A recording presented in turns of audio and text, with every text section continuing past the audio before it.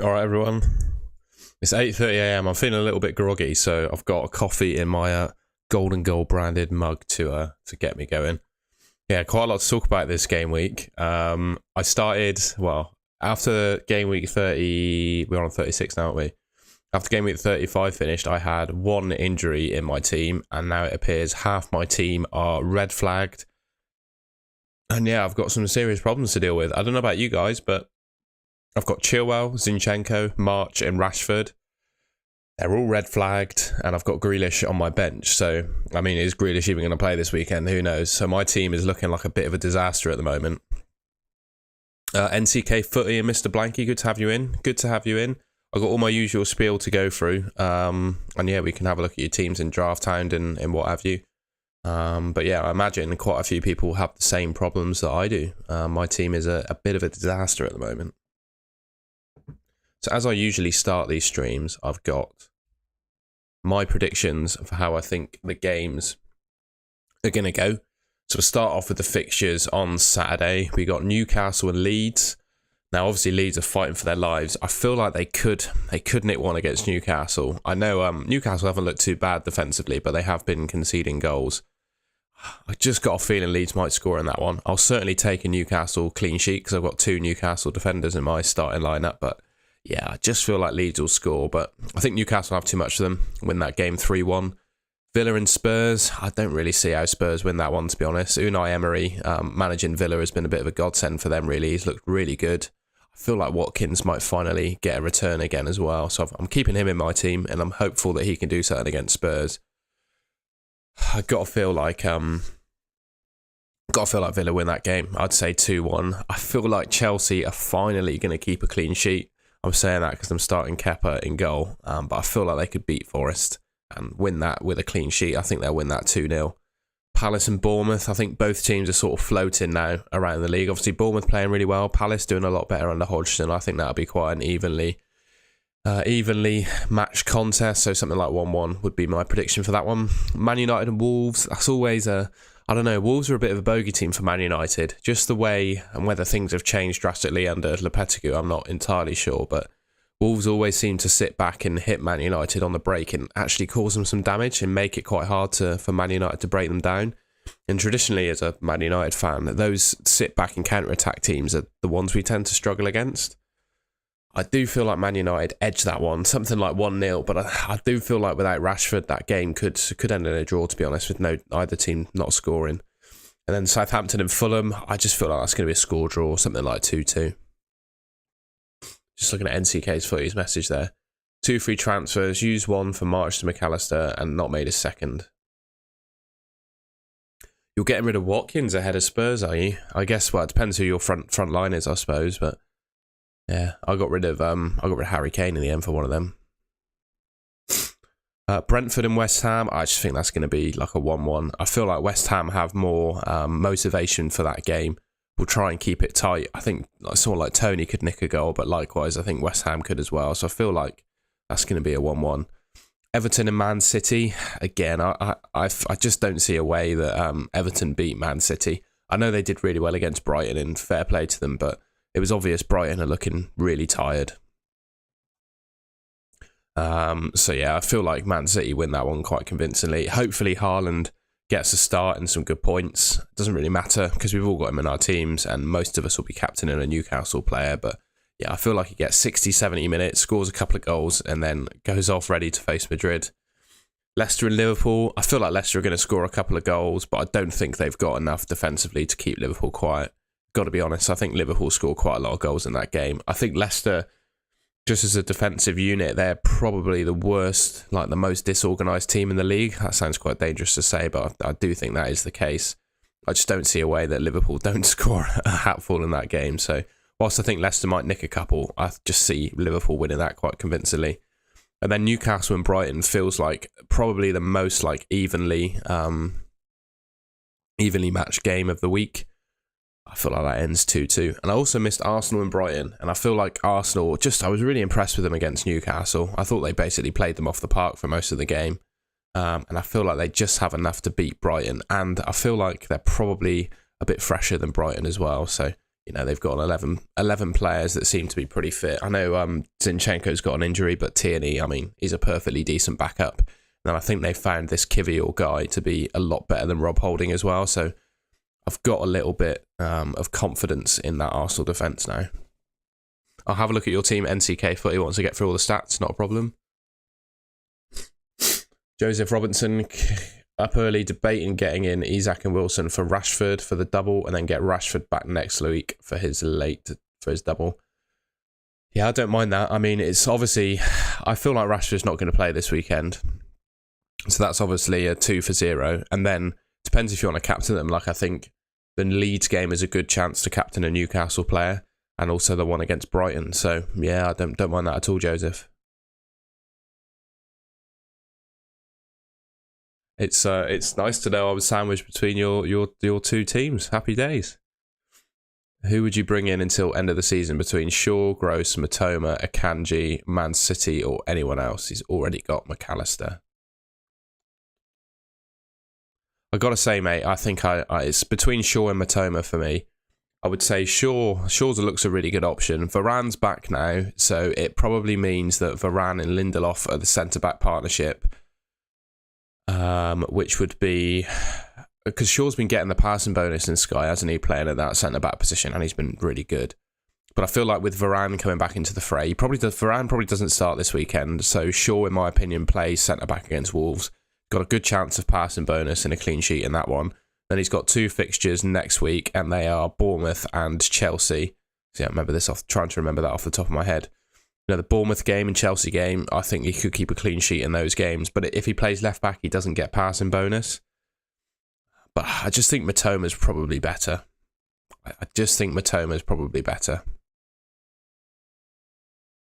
I'd say Matoma of that lot. Other Man City, I mean, you could go Rodri, but then they got 8.8 million, so you can't afford him.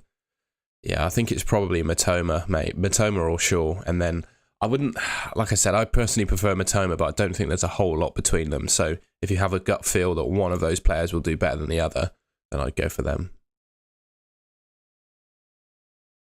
I've used my triple captain already, mate. It was one of the, I can't remember which week it was. It was one of the weeks where Haaland had a really nice double game week. Which Newcastle player to captain? Well, this will hopefully help you, mate. So this is the draft hound, so the top players for expected points by position according to draft hound. So this is the goalkeepers and defenders. I always make a video called the Ultimate Guide at the beginning of a game week, which goes through these stats. But as more games happen, players get injured, etc., these kind of update themselves. So we've got Pope and Trippier as the top goalkeepers and defenders. And to be honest, that's not really a surprise. You know, they've both got a double game week, and you'd argue that Newcastle's fixtures are better than Brighton. So yeah, Pope is ahead of Steele in terms of expected points, and Trippier comes out on top for defenders.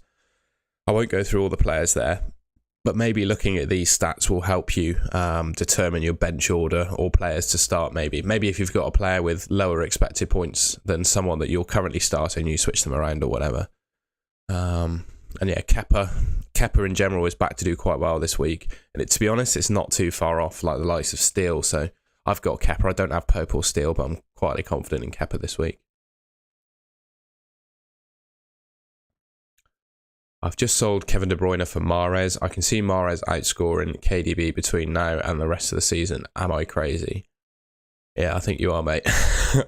I think, like, if in my mind, if you compare the two players for minutes, I mean, I think they literally play the exact same amount of game time.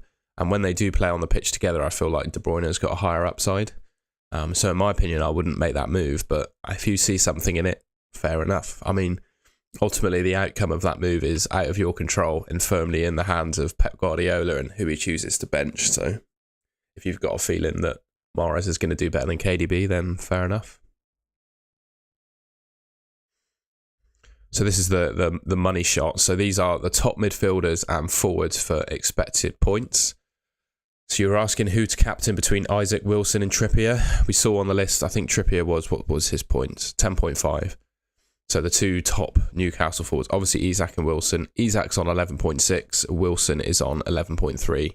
And then in terms of midfielders, we've got Mitoma, Joe Linton, McAllister, Willock, Murphy, and Bruno Guimaraes.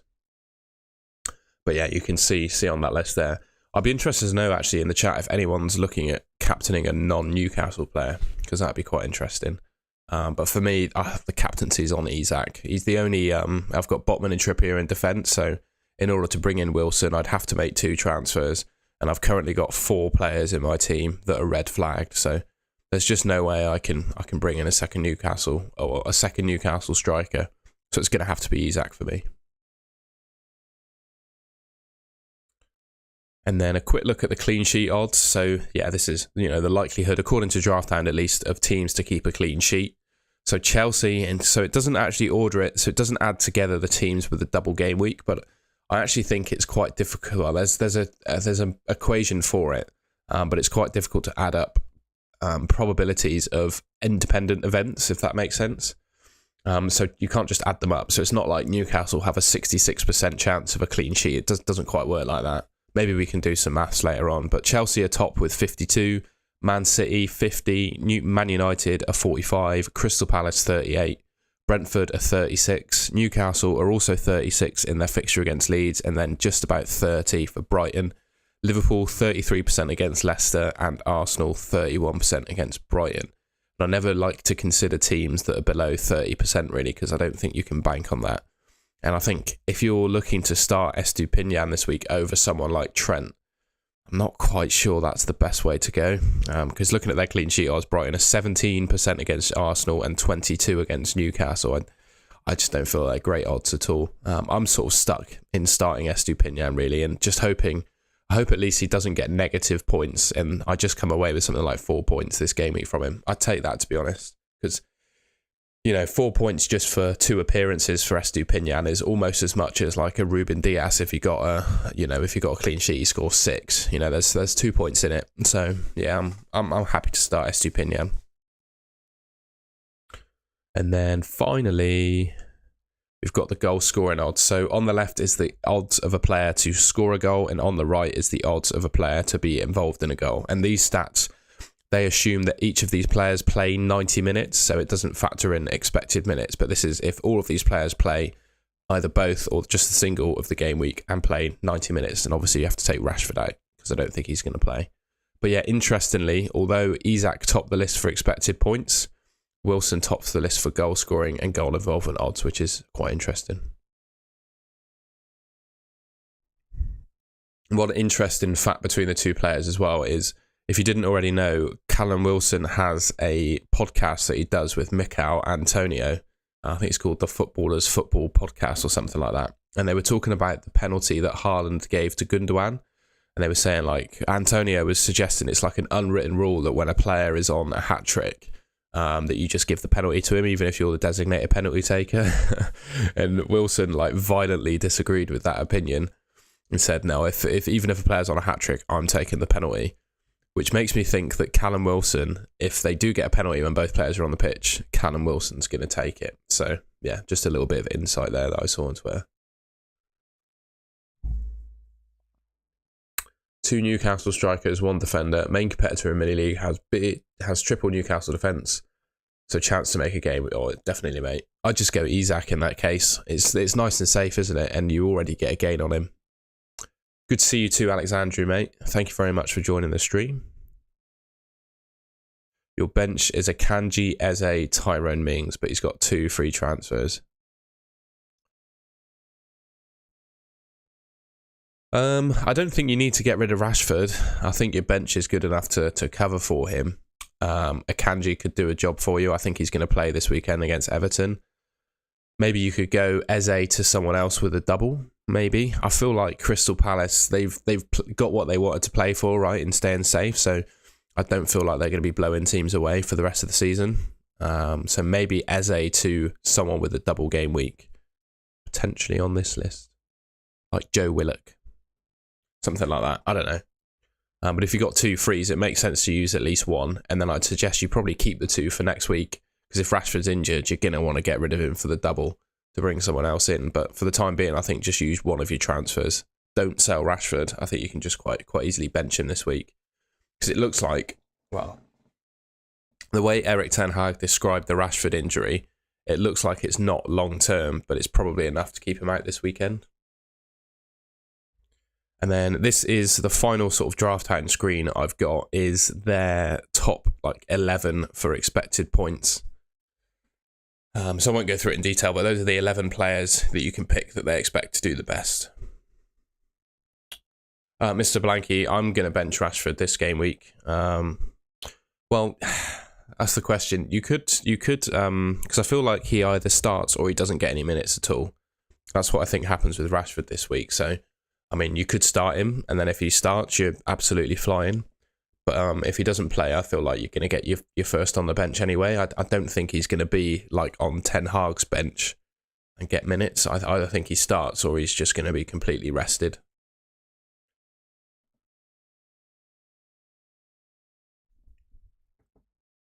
That would be my view.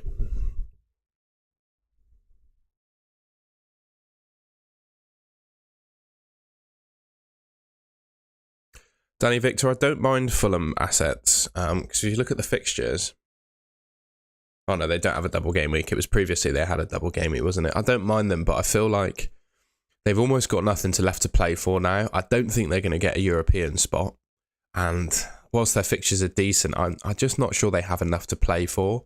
I know Mitrovic is back this game week, isn't he? So, but I don't. With the fact that they don't have a double game week and they don't necessarily have anything to play for, I'm not sure I'd be too keen on Fulham players. In before Mitrovic scores a hat trick today against Southampton, but yeah, just not massively keen on him.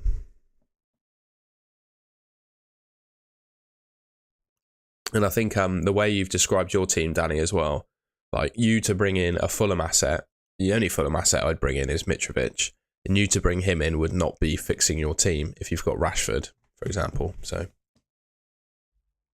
that would be my view.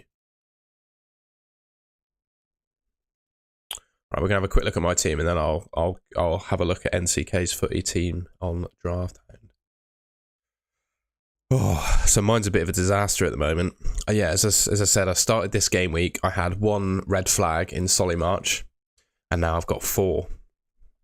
So we've got Rashford, March, Chilwell, and Zinchenko. All, well, Rashford's probably not out for the rest of the season. I'd imagine Chilwell and Zinchenko, we probably won't see them again. And same with March. So I was thinking transfers this game week. I was going to do March to McAllister. I know it's really boring, but it makes complete sense to do that move, in my opinion. Why can't I add him in? There we go. And then I was going to do one more move. I know it's a little bit early to be buying Luke Shaw, but I need someone on my bench because I've got a fear that Grealish doesn't get any minutes, and then that leaves me with 10. So I feel like doing Chilwell or Zinchenko. If Zinchenko's out for the season, I should probably sell him, but I don't know if I can afford it. I can.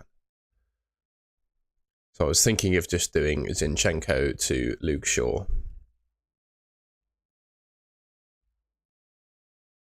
And then making that my transfer and just having Shaw on my bench in case I've got any disasters.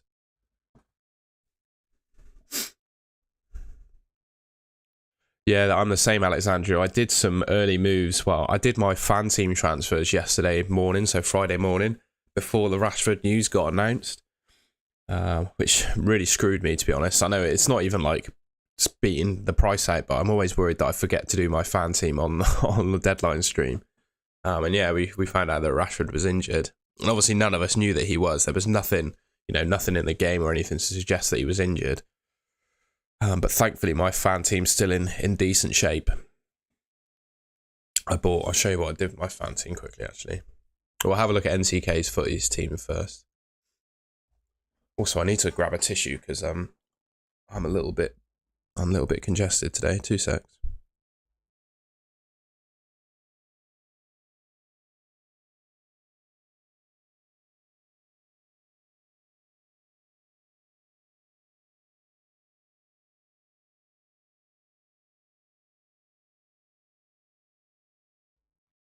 I do agree on Luke Shaw, by the way, Danny. Is he a better option than Estupinian, though? But I feel like Estupinian's floor this week is like 3 or 4 points. He could get bonus points. He could get an attacking return. He could get a clean sheet, although I don't think it's likely. I just feel like that's better than what Shaw might get this week. So whilst I completely agree, I just don't see who I start Shaw for in this team. But I agree. I think he's got a good chance this week.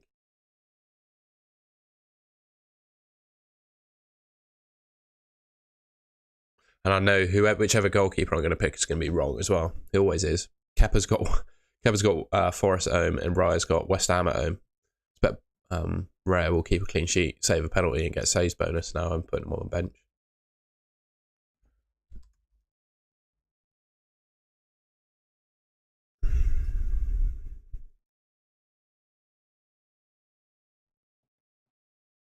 Hello, Oscar Papa, mate. It's good to have you in the stream. Thank you for joining.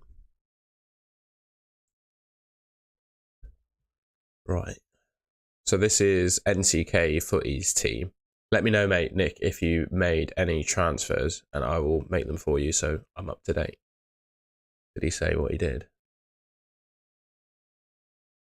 He's done Marsh to McAllister. I mean, yeah. It's the most boring transfer in history, isn't it? It's just the right thing to do, especially with all the injuries. I like Watkins. I really like Watkins, and I even like him for Liverpool away as well. I know that probably sounds a bit mad, but I really like Watkins this week. I think Tottenham at home is a really good fixture for them. I mean, it's going to be Eric Dyer up against him.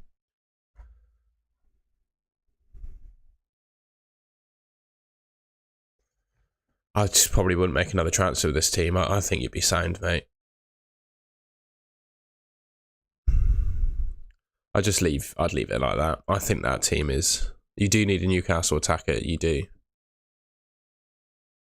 You're going to have to get rid of Watkins then, aren't you? Yeah.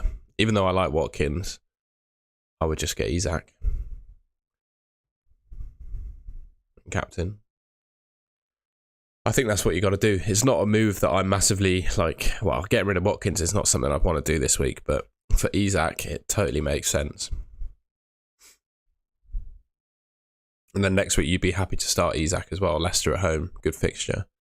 Yeah, I think you have to do that with the structure of your team, don't you? And looking at we can pull up Twitter a second. I was looking at the Man City lineup prediction. Let's see if it's out on Jump the Wave. I'm not sure if it is. Yeah, she has. She's done it. Yeah, I like that. I like Shaw next week's kind of essential in my opinion for your team. There's a very mixed bag on Jack Grealish starting. So the lineup prediction from Jump the Wave has him. Well, of the 20 people that voted, 46% have Grealish to start. And then, but the lineup predictors, so Alex MCFC and Luke Disable both say that Grealish is going to play. If you look at Disable quickly, so yeah, there's Alex MCFC, he's got Grealish down to start.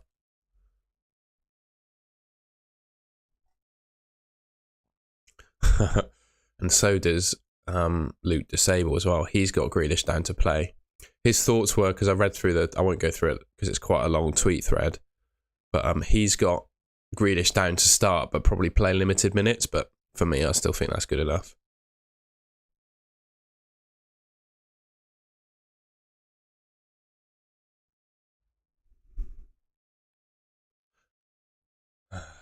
And yeah, that's what my team looks like. The official FPL game, a bloody traffic light system of 4 red flagged players.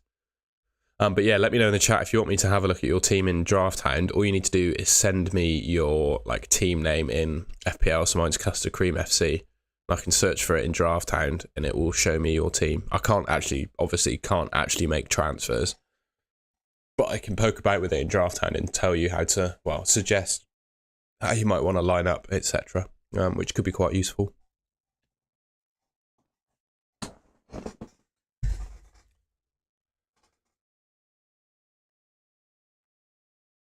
Yeah, mate, I think Rashford's a bench for you this week.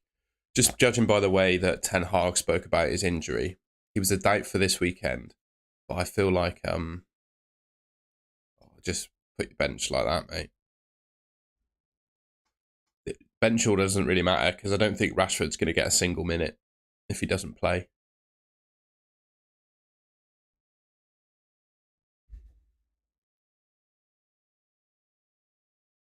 That's how I think your team should look, mate, in my opinion.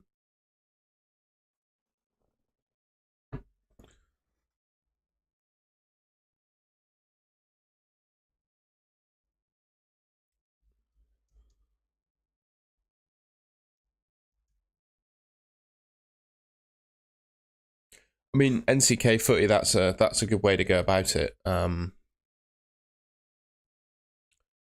yeah, I would agree with you. I think well, if this is your logic for doing so anyway, I feel like what was I going to say? I feel like Rashford will either start, which I don't think is likely, or he's just not going to play at all because there's no way he's going to get like limited minutes. I think he either starts or doesn't play at all.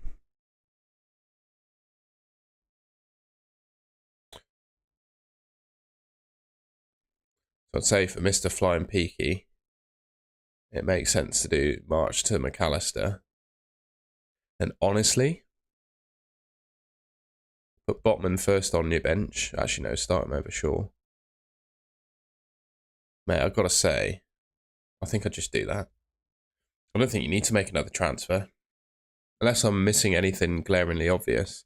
Because you're already tripled up on Newcastle and Brighton, so there's nothing you can do there. I'd just make the one. Get rid of March to McAllister. Obviously, I wouldn't captain McAllister. I'd captain Isak. So let's do that. And then you got Shaw to come off your bench if Rashford doesn't play. Absolutely fine, in my opinion. And then you can use your 2 frees to attack the next double game week. Maybe you want to sell some of Botman or Trippier to get some Man City in. Or, I don't know, maybe you could go Steele to David De Gea. Something like that. I think David De Gea is probably the best goalkeeper in the game for the rest of the season. So, yeah, I can tell how you're feeling with your spare transfers. Obviously, with 2, it makes sense to use 1, no matter what that's on. It just makes sense to use it. Otherwise, you lose it. But the other one, I'd just roll it for next week because I think you've maximised your potential for this week, really.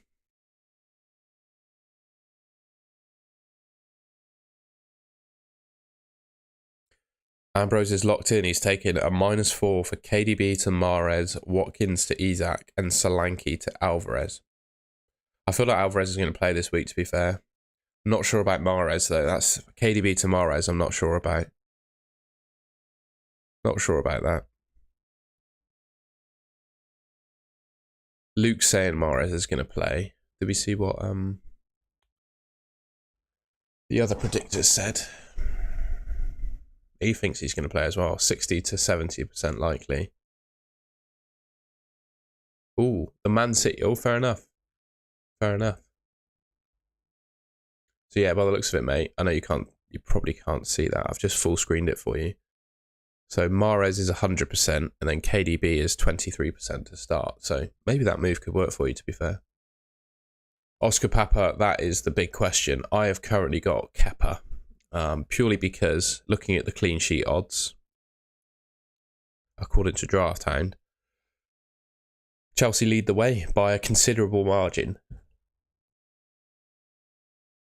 So for me, I'm going Kepa, which will probably backfire on me like it did the last time I did that. Kepa over Raya has never worked for me, but I feel it just makes sense to do it. You too, Ambrose, mate. Thank you for joining the stream. I really appreciate it. Shaz FC. We'll do that one next. I think Shaz FC might be quite a popular team name, so you might want to tell me your name because there are a lot of Shaz FCs. Oh, actually, not that many. But yeah. I prefer Willock.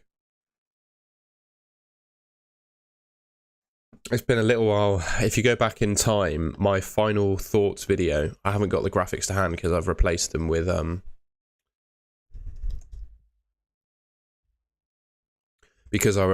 these deadline stream graphics. But I was suggesting that Willock is the best Newcastle midfielder. If you look at the underlying numbers over the last, I think, 5 games, Willock's on 4 expected goals, like involvement, so expected like attacking returns basically. I think he was the highest by a margin. And then in second place was Jacob Murphy, who was on, I think, about 2.5, something like that. And Joe Linton wasn't even anywhere to be seen. So if you look at the last 5 games, expected goals and assists, Willock leads the way. And I feel like, I don't know, Joe Linton is like, he's playing a bit like an enforcer in the midfield at the moment. He certainly was against Arsenal. I'm just not sure how much he gets forward. I think Willock's probably the best option. Famous last words, but you asked for my opinion, so if you disagree with that, then please just pick the other one. Well, for you, mate, March to McAllister, sorry, is the move. I'd probably start Grealish over Kilman, and then I'd just leave it like that. Oh, actually, you probably want to do that. Then up to you. If you think Rashford is not going to start and not get any minutes, then you can start Grealish. But for me, I don't think Rashford's either going to start or he's not going to get a single minute. So for me, it makes sense to start Rashford in your team and then let Grealish come off your bench. But other than that, mate, that's a lovely team. So yeah, just March to McAllister is the move I'd make. It feels really boring, doesn't it? But, you know, he's on the penalties and free kicks, which suggests he could get an attacking return against any team. So I don't mind that. Rashford to Mahrez, or is there a better option? In my opinion, I think Bruno Fernandes is a better option.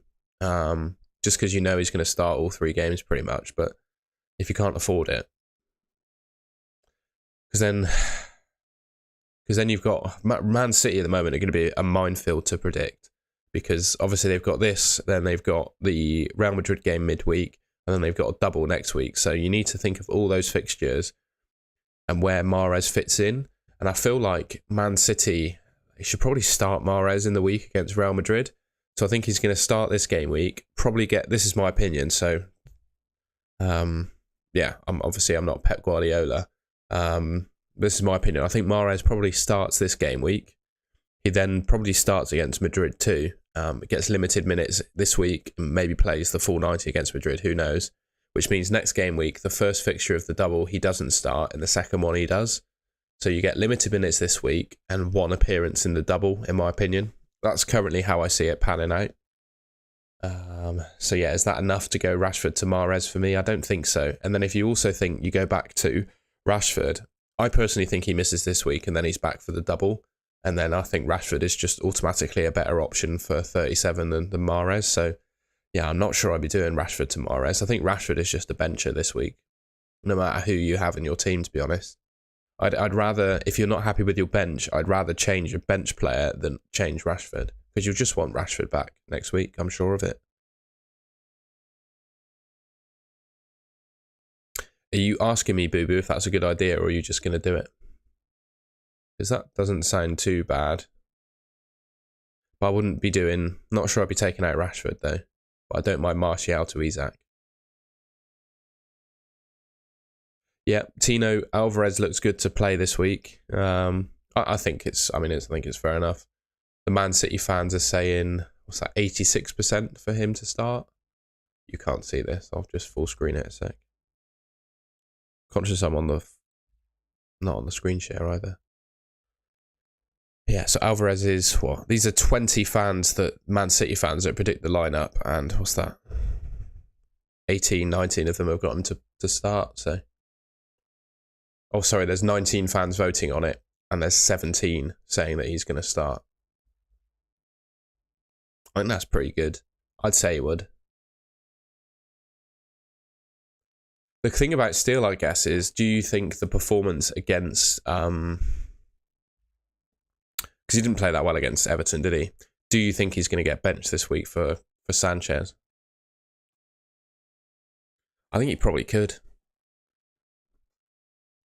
But then if he gets benched for Sanchez, does he play in the second game? Probably not. So if you do start with him and he doesn't play, then you can probably get your bench option. But then if you compare him to Kepa, do you expect Brighton to keep a clean sheet at all this game week? Probably not. Do you expect Chelsea to keep one? Well, they're over 50% in terms of the bookies odds, so that would suggest they're likely to. I don't know. I think it's really tough. I think Kepa v Steele is actually a really tough one. I'm glad I don't have him.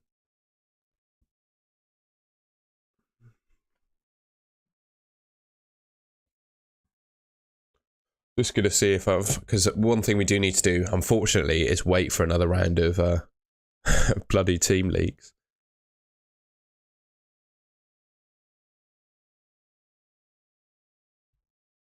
Because we need to know what the Newcastle lineup is to know who to captain. Because, for example, if Isak doesn't start for whatever reason, is he the best captain this game week? Don't know. I'm going to make a transfer, and then we're going to decide on the next one in a second. So I'm going to do one. I'm going to do... I think Steele v Raya is a similar discussion to Steele v Kepa, to be honest. I don't think Raya is quite as good as Kepa this week, but obviously he's a good option. Right, we're going to bring in McAllister for March. And I've still got one free.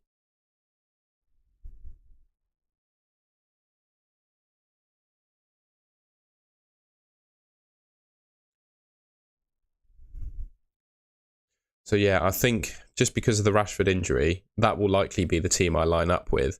And then I've got no one on my bench for any surprise. So the question is, do I bring in Luke Shaw at this stage? Because I've got enough cash. I've got enough transfers. We know Zinchenko's out for the season, so I could just bring in Luke Shaw. Do I do that? Or do I not risk bringing in a player early? Because Luke Shaw could get injured this week, but... I think I'm going to go for Luke Shaw as well.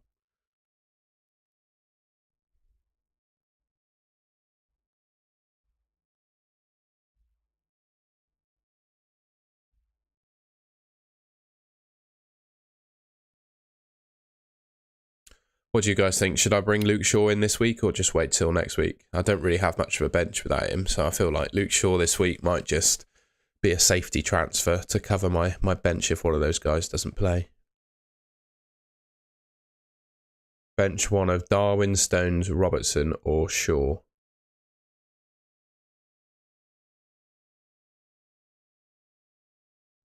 Yeah, I think so, Alexandru. Well, let's go back. So I think Stones is going to play for City. I think they're going to need him for the height.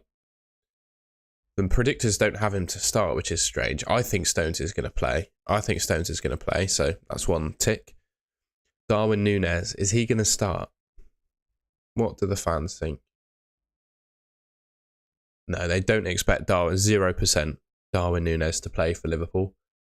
I think that's your answer. If you've got to bench one of them, I'd say Darwin Núñez because the Liverpool fans don't predict he's going to start. And it's not even that they don't, they're unsure. They've gone.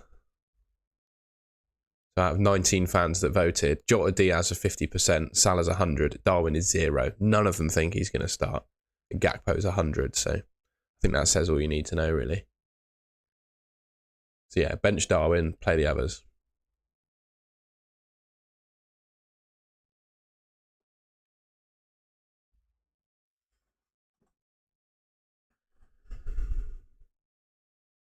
Yeah, Liverpool got Leicester. I completely see the upside, but if 0% of 20 Liverpool fans who vote on our lineup every week say he's going to play, I think that means he's not going to play.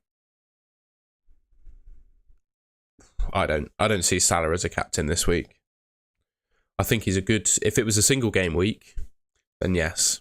But because Newcastle have a double one, I just think you've got to go Isak.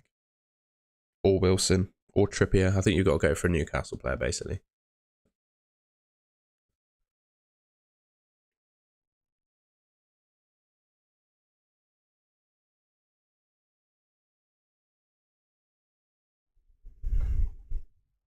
Just want to see what Chilwell's injury looks like. No, I feel like Haaland next week with his double is a better triple captain option than Isak this week. Because Haaland's got, in a double, he's got Chelsea and Brighton. I feel like that's a good... You could triple captain Haaland in that game week. In fact, Draft Time might be able to tell us. So bearing in mind, this is obviously expected points for next week before game week 36 has even started, but it should be able to tell me top picks for game week 37. Yeah, there you go. So Isak this week is 11.7 expected points. Then Haaland with his double next week is 17.9. So yeah, I think that says all you need to know if you still got your triple captain. For me, I'd use it on Haaland next game week. Or maybe Rashford or Fernandes if you're feeling fruity. But I feel like Haaland next week's the way to go. Well, the expected points say Isak. It depends, Graham. It depends for me. It depends what you want to achieve out of your season. If you're almost happy with your rank and you don't feel you need to try and gain an advantage over other players like drastically this week, then I'd just go Isak. But if you're chasing or you want to go a bit different, then it makes sense to go with Wilson for me. I feel like Isak is the safer pick because he's going to get more minutes. But Wilson's obviously the riskier one because he's probably going to get less minutes, but I feel like he's slightly better for attacking upside. And I've just got a feeling, based on his comments on his podcast with Mikel Antonio, that he's going to take the penalty if they're both on the pitch. I'd play Shaw over White this week, definitely. I think Brighton at home compared to Wolves at home, and Man United have got the most clean sheets of any Premier League team this season, despite having some dodgy games defensively. They've still kept the most clean sheets. So for me, I think I'd start Shaw. And also Shaw might play left back this week with Varane coming back from injury. Although I don't think Varane's actually going to play today. I think, is it today they play? Yeah. I think it might be the same team as Shaw at centre back. But even still, I think Shaw's better. Obviously, you'd prefer a Luke Shaw playing left back. Khalid, I think I prefer David De Gea. I think I'd say David De Gea, just with the track record of United defensively, is better than Chelsea.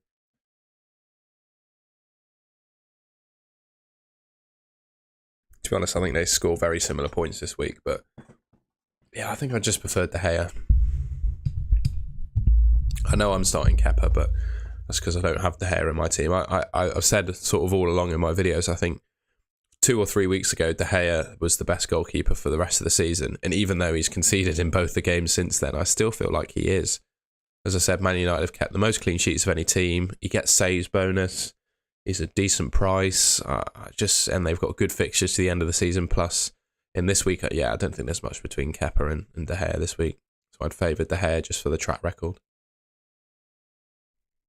In before, Kepa gets saves bonus, keeps a clean sheet and saves a penalty. And De Gea concedes in the last minute.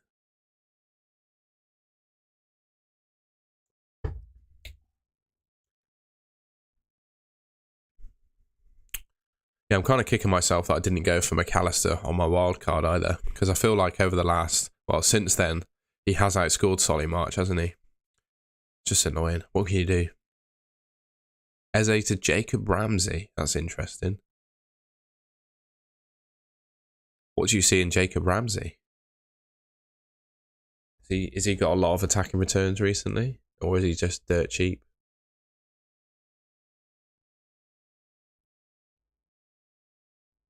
I'm not sure I fancy Jacob Ramsey, mate, I've got to say.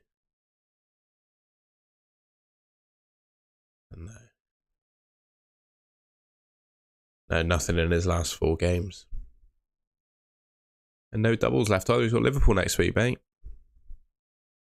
Fair enough.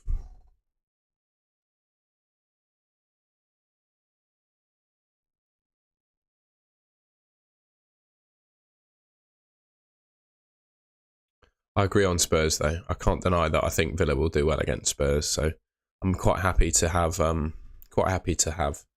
Watkins in my team for that one.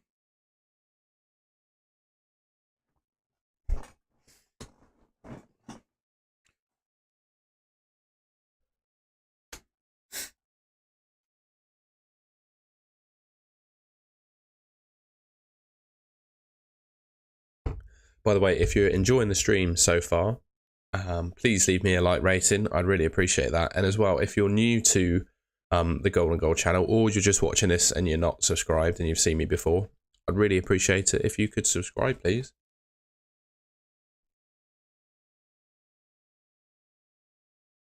Oliver Whitman says, just join the chat. Insiders tell I'm... And then it went. Have we got some team leaks, have we?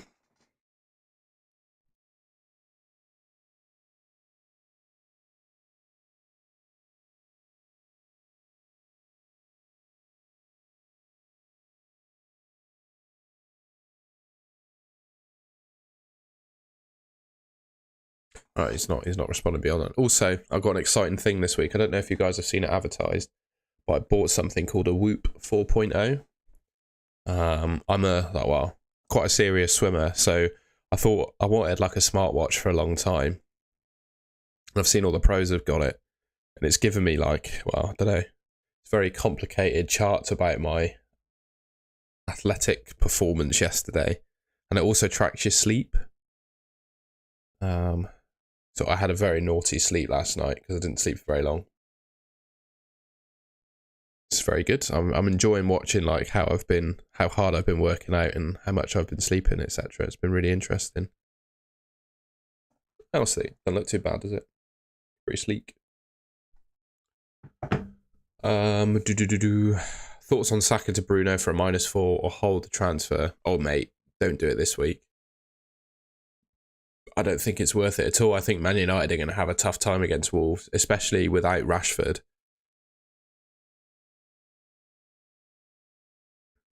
So yeah, I would hold off the transfer and do it next week.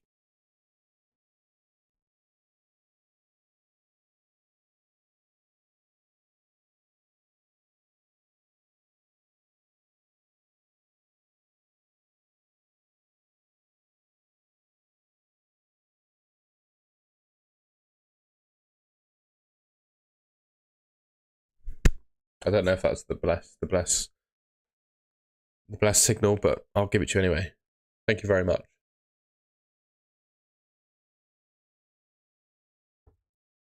Yeah, I know, but I don't know. I feel like Watkins is fine against Spurs. So Eric Dyer's been playing in concrete, mate, by the looks of it. So I'm all right. I know Watkins hasn't been amazing recently, but I think he'd be fine. So he's been playing in his flip-flops, which I completely understand. But let's have a look at his, because FPL now tell you his expected goal involvement. Wow. Against United, he had zero XGI at all. That's terrible, isn't it? Yeah, it's not too bad. Wolves away did all right. And then Fulham and Brentford, not too bad. Captain in McAllister, I don't mind it. These are the big stats you got to look at in terms of expected points. It's not too far off the likes of Isak and Wilson. But it's just it's two tough fixtures, isn't it?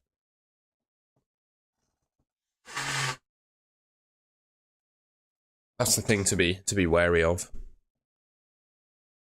But I don't think it's the worst idea in the world, especially if you cannot possibly get yourself a Newcastle striker, then it makes sense. But if you've got a Newcastle striker, I think you might want to captain them. Does it say how many penalties he's had recently? I feel like Brighton have had like 3 or 4 penalties in the last month, haven't they? Does it say penalty kicks? Penalty saves? Bonus? Yellow cards?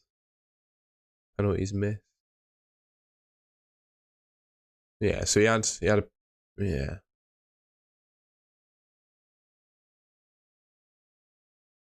To be fair, even in games where he hasn't had a penalty, his XGI has been pretty tasty, hasn't it? He's not looking too bad. Oh, hang on, I'm not showing my screen share. There we go. In fact, his expected goal involvement looks better than Isak's.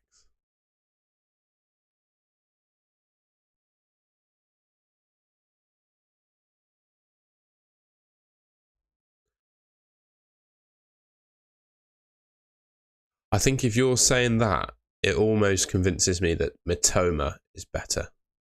If you have Mitoma. If you don't have Mitoma, then fair enough. But you describing McAllister in that way makes me think that Mitoma is a better option.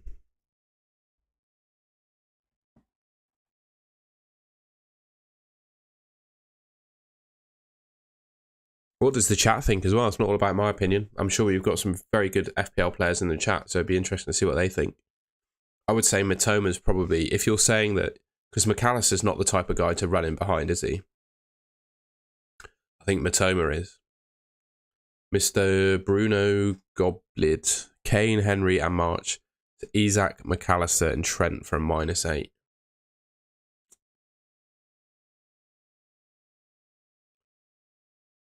I don't mind it. I'm just not sure about the Kane selling. The simple question is, mate, do you think you gain at least 8 points from making that transfer?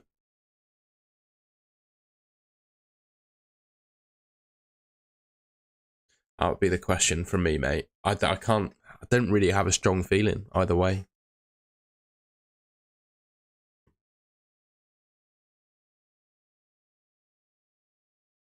Because I'm not necessarily sure I'd be desperate to get Trent in this week.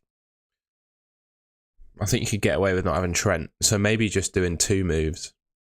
I like Kane to Isaac, and I like March to McAllister. Maybe just doing that for a -4 is the way to go, rather than take a hit for Trent, because I do feel like Leicester will score this week. I've predicted that in the score predictions. I feel like Leicester will score. You know, they're at home, they're fighting relegation, they're not playing too bad going forward. Defensively, they're a sham, though. I'll absolutely agree with that. So I feel like the clean sheet for Trent won't happen, but he probably gets an attack in return, which is obviously worth, 5 points of the game. Is that worth going Henry to Trent for a -4? Whether you could start, I also don't know what your bench looks like, but potentially I'd just do Kane and March, those 2 moves. I think they make sense, but I'm not sure I'd take a -8. Yeah, I've got to think, if you're captaining someone that's not a Brighton player, that's not a Newcastle player, yeah, just start Shaw, mate. Yeah, don't take the 8, take the 4 and start Shaw. That'd be what I do. Yeah, I think Mitoma's a better captain than McAllister. That'd be my view, especially like if your view is Brighton are going to exploit a high line, then I feel like Mitoma's the one to do that. McAllister's not the type to run in behind. He's the type to play the ball in behind, and Mitoma's the one likely to get on the end of it. With his PhD in ball controlling, dribbling, or whatever. But yeah, feel free to ask me any questions you got. I'm here until the deadline. 1.5 hours to go. I've already made 1 transfer. I did March to McAllister. I've still got 1 left, and I'm tempted. Although I want Bruno, going for Shaw locks me out of getting Bruno. I feel like I should go Zinchenko, who's out for the season. Should go Zinchenko to Shaw to give me someone on my bench.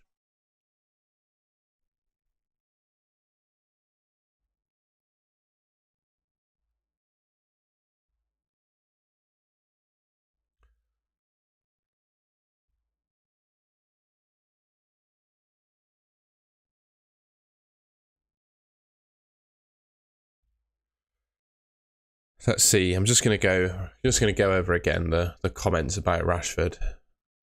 Thank you for the follow, mate. Oscar Papa.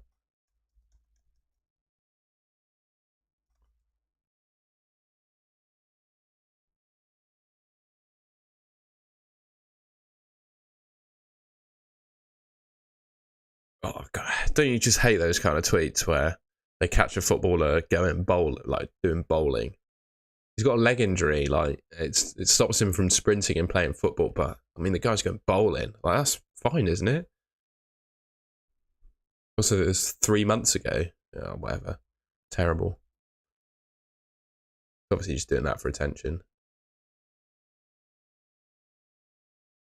Yeah. So Rashford is more than doubtful and a big question mark. So to me, that suggests he doesn't play. Probably worth benching, actually.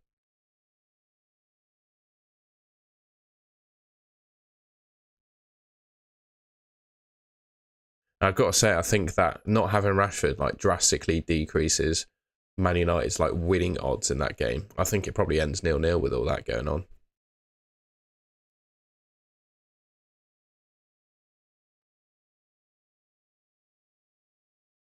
Tell you what, Garnacho could be an outside shout. That is true. He's back.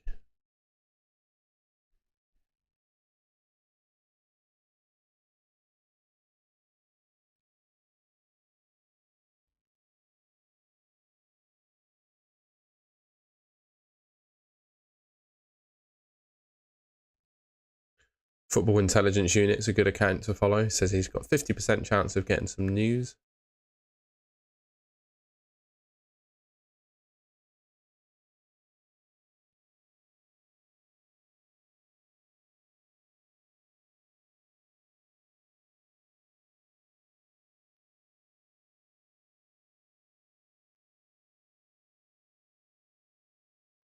That statue of Aguero is terrible, isn't it? Doesn't even look like him.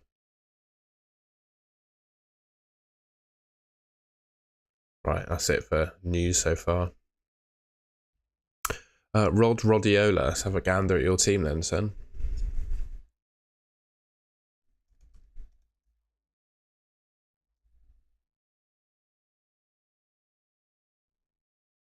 Would you play Fernandes or De Bruyne? I play Fernandes, mate. I don't think KDB is going to start today or this weekend. I think KDB is going to get a big fat rest for Real Madrid. Gakpo, Mahrez, and Odegaard. Probably Gakpo and Mahrez. Both of them are back to play this week. And then Odegaard, he's a good option, but Brighton's a tougher fixture than Everton for Man City and Leicester for Liverpool. So this is, whose team is this? Graham Rodwell's team. He's got one move. I think he can do that. I think he's going to play. I think I'd roll that transfer, mate. I don't see like a desperate transfer in. Maybe you could do, it depends if you want to get rid of Greedy, because you've got 3 Brighton already, so you can't do that. Mate, I'd just roll. I think that team is absolutely sound for this week. And then take your pick on the captain between Isak and Wilson. But I think that team is sound. It's not a bad move. He's in good form. But Arsenal don't have a double game week, so I feel like a Man United midfielder is the way to go. Because they've got a double and Fulham, and they've got to win all their games for top 4. So I feel like a player with a double game week is probably better.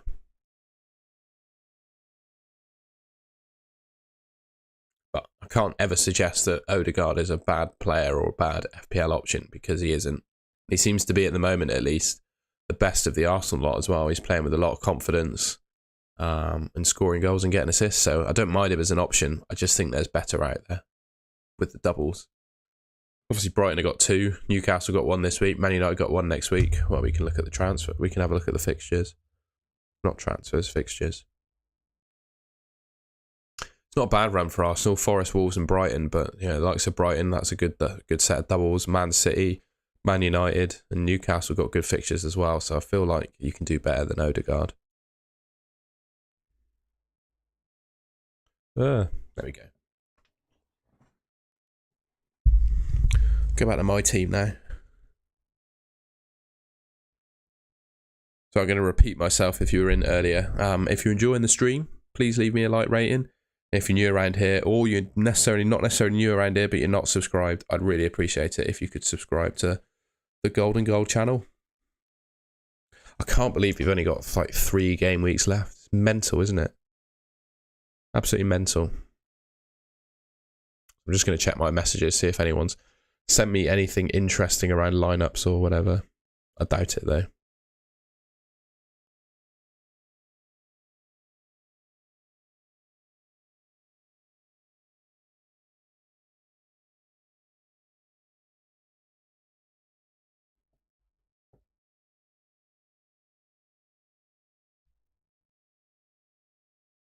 No, I've got no major news.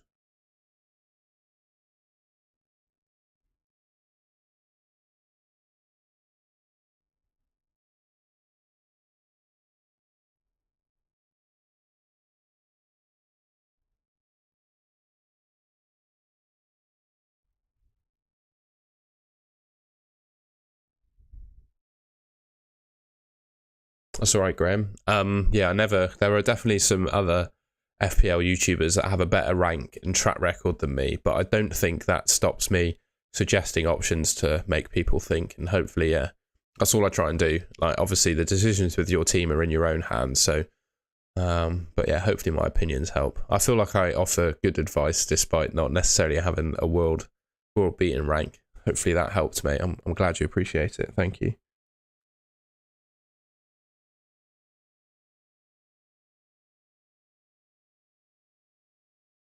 The thing is, I feel like as a Man United fan, the mentality of Rashford and Bruno are very different. Rashford does miss games through injury, whereas Bruno, he doesn't. I don't think he's missed a single game for Man United in the last 2 seasons with an injury, which for me suggests rather than he doesn't get injured, it's he plays through injury. Whereas I think with Rashford's play style, sprinting in behind to try and be the outball, I feel like you can't play that role with an injury. Whereas Fernandes, he does cover a lot of ground, but he's not as an explosive player, if you like, that Rashford is. And it also means that his body's built differently as well. So yes, I agree, and that's exactly what happened. But I think Rashford's a different player to Bruno in that regard. And if you do feel like that way, though, you could just start Rashford, and then if he doesn't play, you get someone off your bench.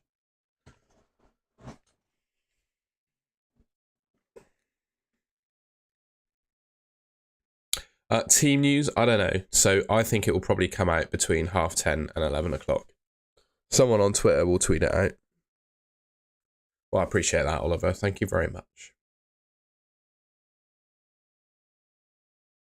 Trent, Stones, Trippier, Botman, Estupinian, bench 1.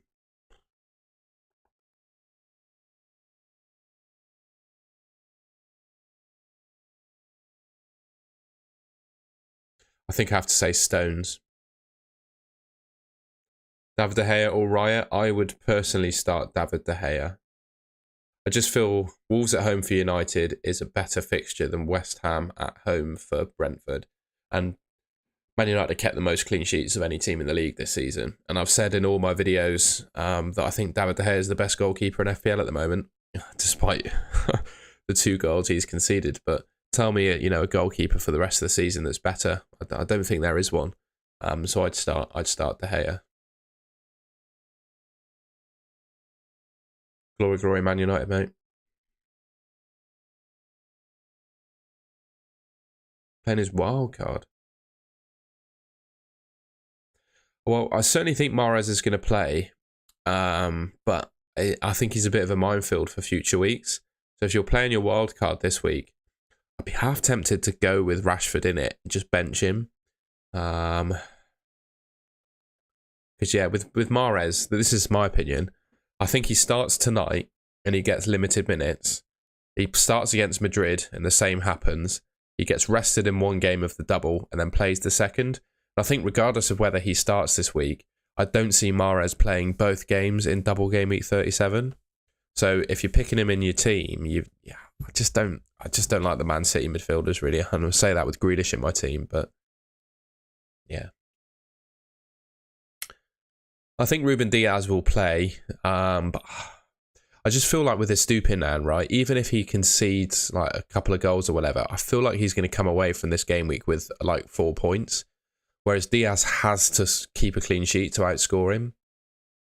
I feel like Everton could well score that game. Just knowing how Man City have been defensively, they've conceded goals pretty much every game they've played. So I feel like Man City may concede against Everton, which kind of puts me off Diaz. I think Estupinian's better. That might come back to bite me, but that's how I feel.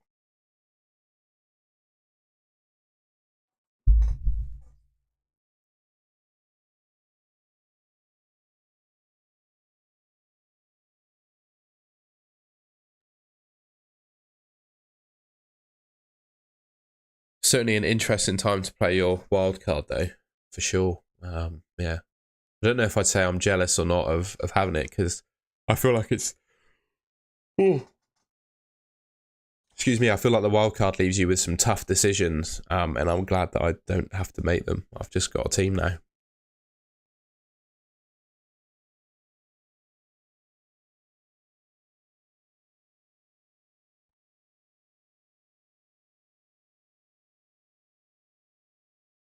A couple of things as well, just in general about the channel, because we reached 1,000 subscribers a couple of weeks ago, and thank you very much to everyone that subscribed. I'm so grateful that yeah, we made it to 1,000 before the end of the season. I've unlocked like a membership function. So I think, I can't remember what I'm charging. I think it was £2.99 a month. I selected the cheapest option because I didn't want to charge people an arm and a leg. But if you wanted to join the Golden Goal channel as a member and become a Golden Goal hero, I'd be very, very grateful if you did that. And what that will come with is basically I upload my videos usually around 9 a.m. of the morning of the day that I make them. But I usually record them the night before. So I will have the video available to you as soon as it's ready, if you're a member. So as soon as the video is made by me, I'll render it and have it pending in on YouTube and ready to go. So you'll see it probably 12 hours before it goes out. And once, God, this is not that busy yet where the chat's going mental, but if the channel continues to grow, I think it will become quite difficult for me to do the Draft Town team thing. So I will make sure that if you're a member, you're prioritised for that. So if you want me to look at your team every week, then I can certainly give that a go. Obviously, no pressure to be a member, but that options is now open. And you get a little Golden Goal logo next to your name in the chat as well. Not my final team yet, BZ. I've got one transfer left to go. I'm thinking of using it on Luke Shaw because Chilwell and Zinchenko are probably both out for the season. And I don't have anyone in my bench. So I think I'm going to bring in Luke Shaw just ready for next week because obviously he's going to play next week for the double. And I just want a bit of bench coverage. So that's what I'm thinking, BZ. But the Newcastle leak should come in around 10:45, I reckon. So I'm going to hang fire just in case there are any disasters around the Newcastle lineup. And I appreciate that, Oliver, mate. Thank you very much. It's not about the subs, though. I really enjoyed doing this. Like, just talking about FPL for a hobby is good fun. And yeah, I really enjoy the streams. Just interacting with you guys is great. I don't have many friends to talk to that are big into FPL, so it's like talking to a big bunch of mates in the pub about FPL. So I really like it. And also, Beezy, you legend. We got our first Golden Goal hero. Thank you very much, mate. That's very kind of you. I really appreciate that. That's amazing. Thank you. I don't know what to say. I'm very grateful. Thank you, mate. That's very kind of you. Very generous. Very generous to drop me some of your hard-earned cash. I really appreciate that.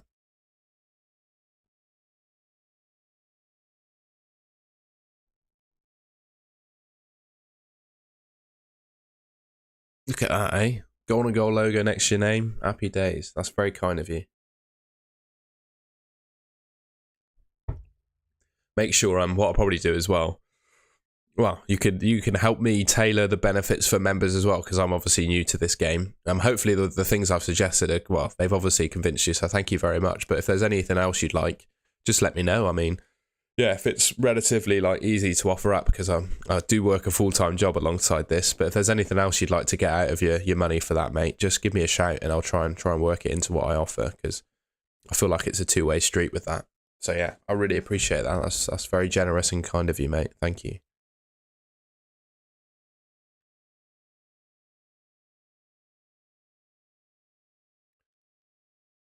So yeah, that's my plan with Luke Shaw anyway in my team. We'll see where we go with that. And yeah, I'm just going to wait for the deadline team news to see what we do.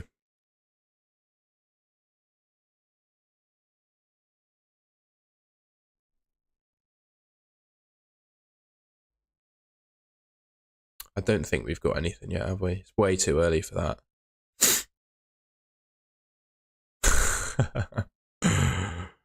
Has anyone seen the memes of this? It's Jason Tyndall, his name is, isn't he? The Newcastle assistant coach who always likes to be the centre of attention.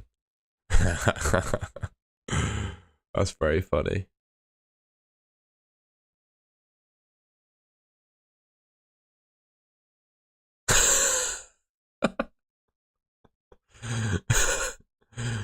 Oh, Jesus. I don't know if anyone's seen that meme before.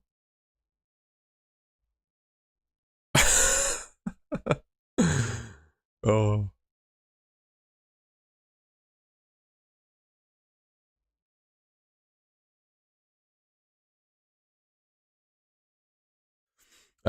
Lee Fisher's got Haaland, Jota, and Watkins as his three attackers.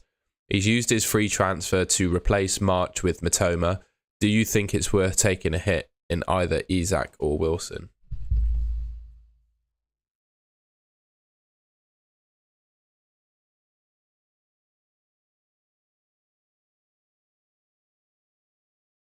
Oh, let me know what that is, BZ. We'll check it out.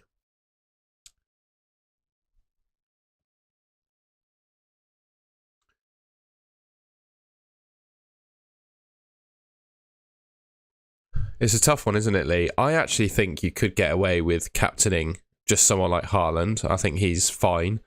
And I also think you could get away with doing Matoma as well. I think taking a hit... I agree with Watkins and Jota, mate. I agree.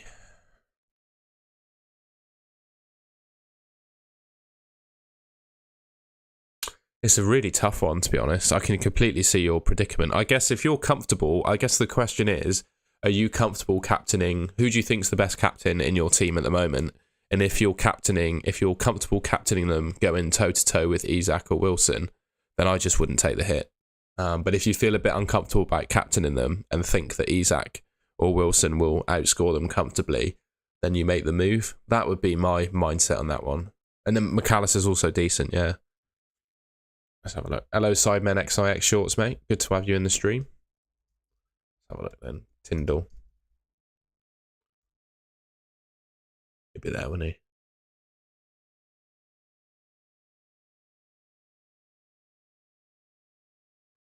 Jason Tyndall, desperate to be centre of attention. There we go.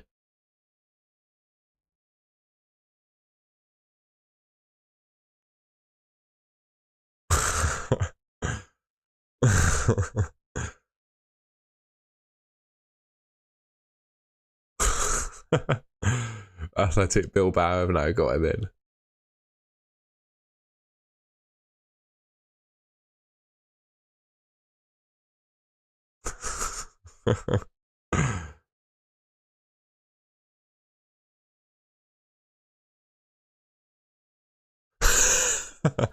They were getting mugged by Gary O'Neill was quite funny.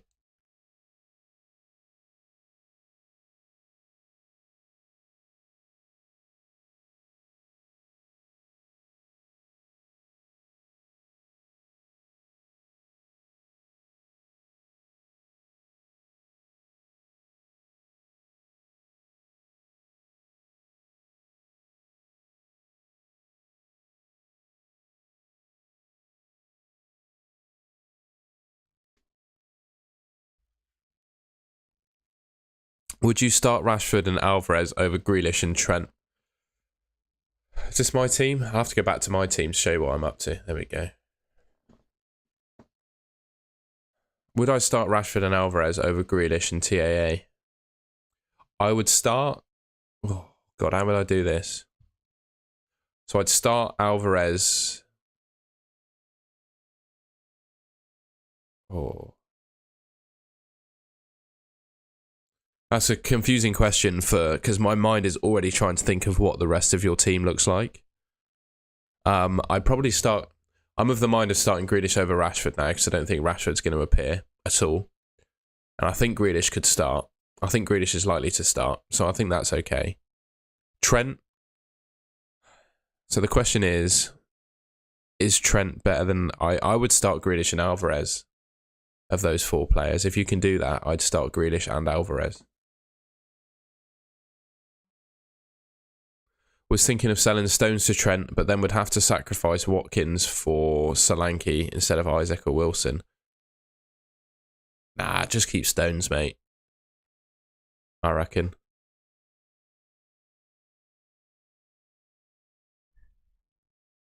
Easy, mate. If you want me to have a look at your team, as you'll remember, I can most definitely do that.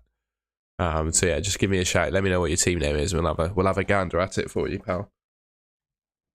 As you're now our newest or our first golden goal hero, you'd be very welcome to have a team check in for me. So let me know your team name and I'll have a look for you. More than happy to do that.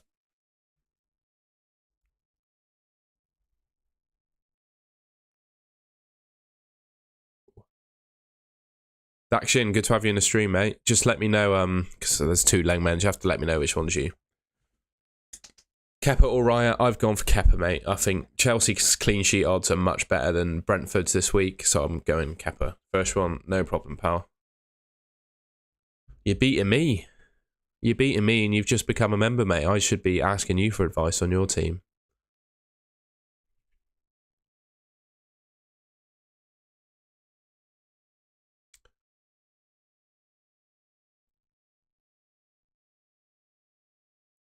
I mean, personally, mate, this would be the way I go. I do March to McAllister.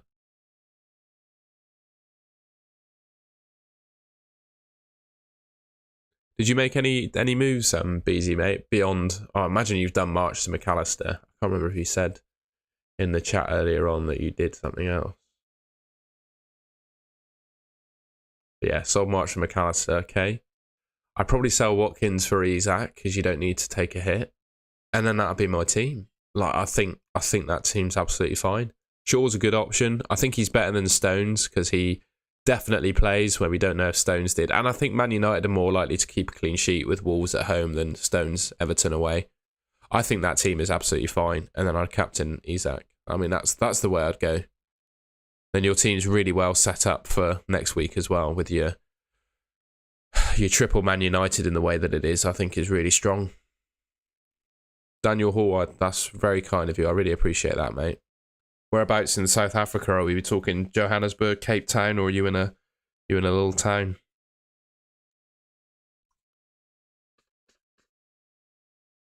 Absolutely no problem at all, BZ. Trust me, I'm more thankful for you becoming a member than that. I'm more than happy to give you some advice. Hopefully that helps. And yeah, I know. Yeah, I just go with Isak. Yeah, makes sense to me. Dakshin, what's your team name, mate? And we'll have a gander.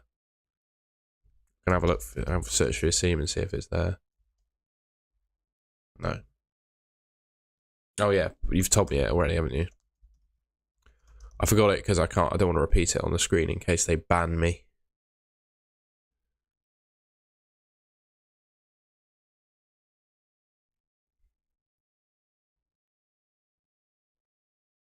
We're all in the Rashford trench, aren't we? So yeah, do that. And then I do...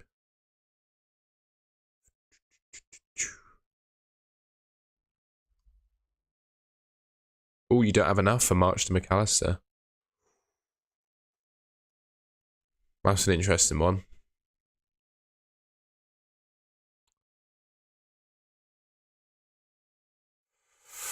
I think I would do Saka to McAllister. In that case. And then do that. I think, Dakshin, that's what I'd do with your team. And then I'd obviously do that.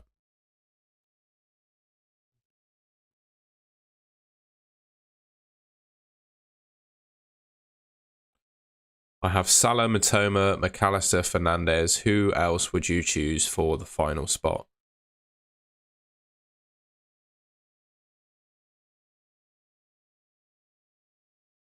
Yeah, I know, but McAllister's got 2 double game weeks in a row, mate. Oh, you already got 4. You can't do that because you've already got 4. Already got 4 Brighton players. I'm an idiot. You can't even do it anyway. Yeah, I'd keep Saka then. I think he's a lovely little differential for you, isn't he? Yeah, I'd just keep Saka. I know you've only got 2 Brighton. I wouldn't worry. You just have to hide behind a sofa about McAllister scoring. But yeah, if you can't fit him in, I wouldn't bother. I think that team looks lovely. Use your 2 frees next week. If Rashford's still injured, you're going to want to get rid of him, and you're going to want to get rid of March as well. So yeah, I feel like you could do something next week with 2 frees, but for this week, yeah, I'd leave it. There's nothing desperate there, is there? I mean, Saka's absolutely fine this week.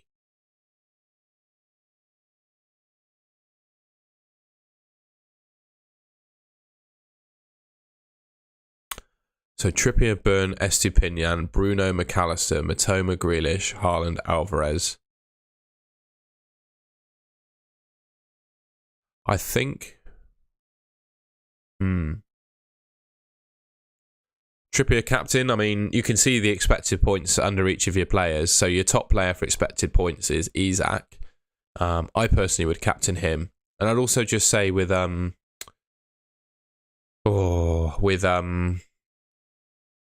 Trippier, Newcastle have not been keeping that many clean sheets recently. So I feel like, I just don't know. Don't know if he can compete with Isak. That's just my view. Alan Peck's got 10.1 million for a midfielder. I know he's injured this week, but I just genuinely still think I'd go for Rashford and just bench him. Because I feel like he's going to be fit for next week.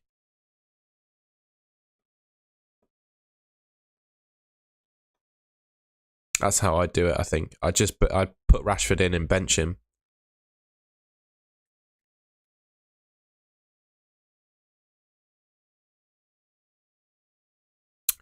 I've got to say about South Africa, I'm planning, well, I like to do after I did it this year anyway, a brilliant time to go on holiday when you live in Britain is the beginning of January, because that's literally the most depressing time in the world because it's cold and Christmas is over and all that. I was thinking of potentially taking a trip down to South Africa, but I was curious, what's the weather like in South Africa in like the beginning of January? Can I go to the beach or is it a bit cold? I'm sure it's warm because it's Africa, but yeah, interested to know.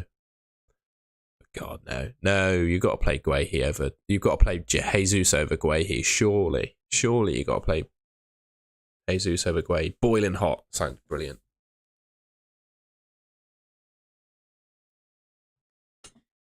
It's South Africa or Australia are my travel plans, but I feel like Australia just takes too long to get to. I'd just waste so much time traveling if I went there. I've done nearly an hour and a half after my coffee without going to the loo, and time is catching up with me. I'd be very happy to meet people out there as well. I'm not. I'd love that, to be honest. If anyone wants to go for a beer with me, if you're close enough to where I am, I know South Africa is a pretty big country, so if you don't live in where I'm going, then obviously wouldn't expect to see you. But if anyone fancied a beer, I'd be up for that. All right, like I said, I do have to go to the loo, so I'll be 2 minutes and then I'll be back.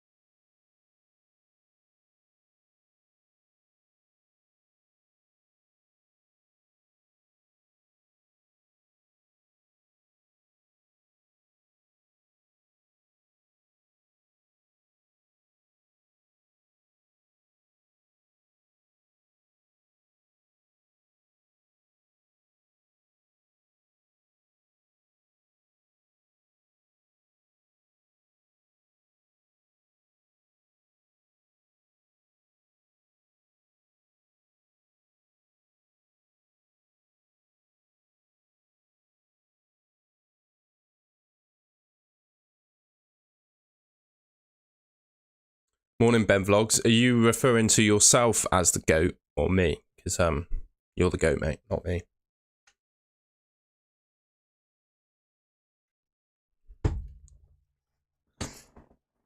Good to see you, mate. Oh, I appreciate that. Sidemen shorts, we don't know. Is the simple one. So the news says this, right?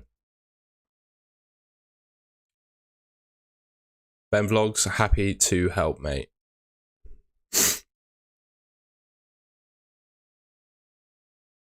So there's the quote there, right? Rashford is doubtful. He has a problem, an injury on his leg. He's a big question mark. More than doubtful, a big question mark. That's the news we've got on him. So my view, if he's doubtful for this week, yeah, he's not going to play. I don't think he's going to play this week. I think the bigger question is what happens next week, to be honest. Daniel Hall, yeah, mate, just tell your team now.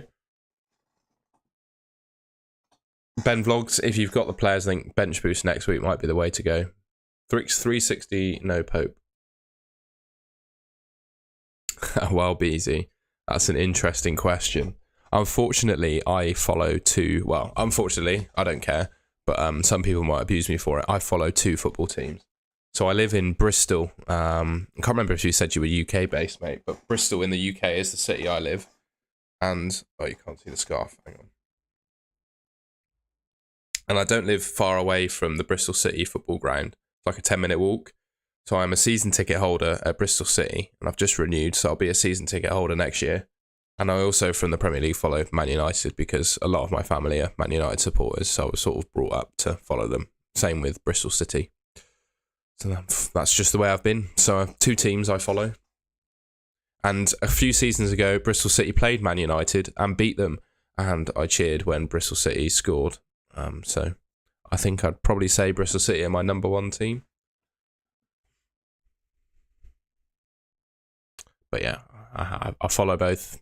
I can't change that. I have an affinity to both. Daniel Hall played Call of Duty when he was younger.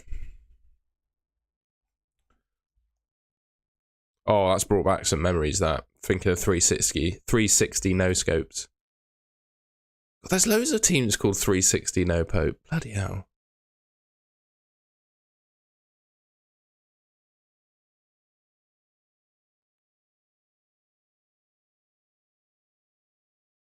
How many teams there are? No way. No, we don't want him. I didn't expect that. I thought you'd be like one of a few. There he is.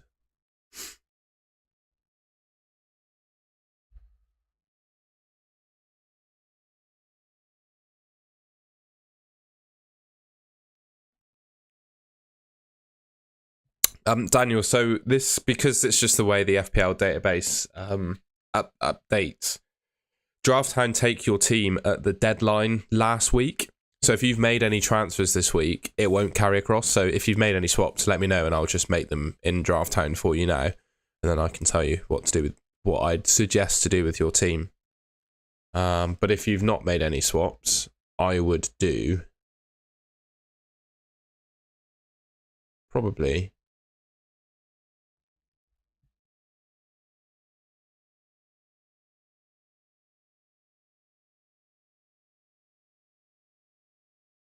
oh, why can't I get McAllister in? That's annoying. I would do that.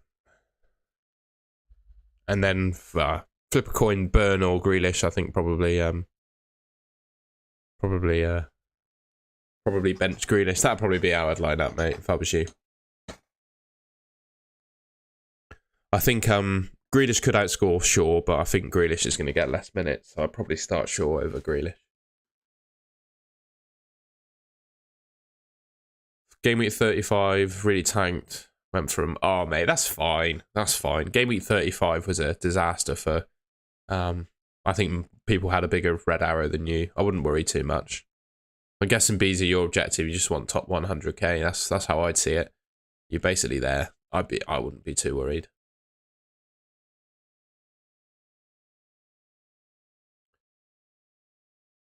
I think those who had Trent, who else did well last week? I can't remember now. There were a select few players that either killed, so we probably had the same players that we didn't own that killed us last week. Solly March has just been a disaster since he was in my team. Those people that had the likes of McAllister have done really well, and that's probably like the whole reason you've lost your rank, because you didn't have someone like McAllister. It was just one or two players that impacted you. Hoping for some early Newcastle news, fair enough, mate. I would just do March to McAllister, in my opinion.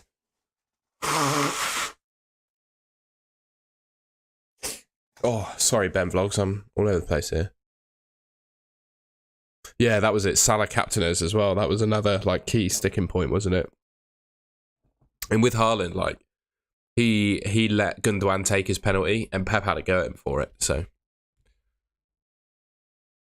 Ben Vlogs, mate, happy. If you told me, yeah, let me know your team name, pal, and I'll have a look.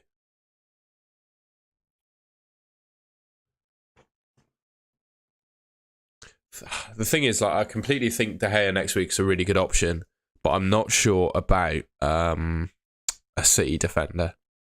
Because next week, obviously, they've got Madrid, which I think really impacts.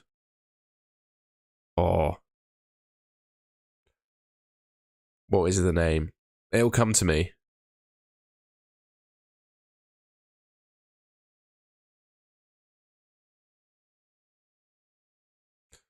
So there's one. I don't know if this is you. I'm sorry if this is wrong.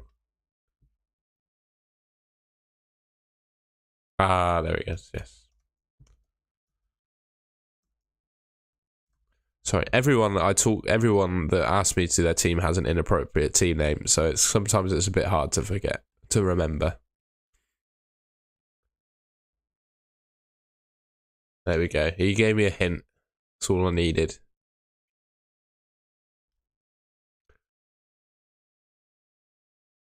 Right, so I'm going to go on to another screen a second because I think it helps Everett. It will help Ben as well. So these are the fixtures, right? So I think double game week 37 is a bit of a trap. Certainly for the Man City players, because outside of Haaland, I think it's really hard to predict who plays. Across the defence and midfield, I think it's a minefield. I really do. Because of the Madrid game they've got midweek, which is obviously going to be their focus, that's going to be the strongest 11 they play. And then you tell me, apart from maybe Haaland and Ederson, and I don't think Ederson is a fantastic option either, just because of the way he's been conceding goals, who do you think starts both those games in 37? Like, it could be Rodri, but other than that, like, is there one? Which is why I'm not, because Ben also asked about a Man City defender, which is why I'm just not too sure. Let me know in the chat if you think any Man City player is going to play both of those games. But I don't think anyone can say that. Brighton, I think Southampton and Man City, not necessarily defensively, but going forward, I think they could score in both those games. Chelsea, you can write off that. Man City, Man United barely even counts. But I think the Man United double was really good. And to triple up on United, I think is a good way to go.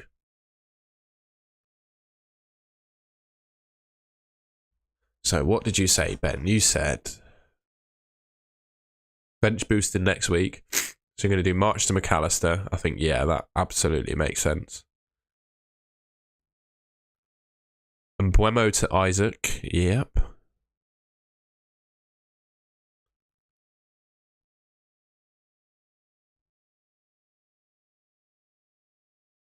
Gakpo to Willock. I'd actually just keep Gakpo. I don't see the desperate need to take a hit for that.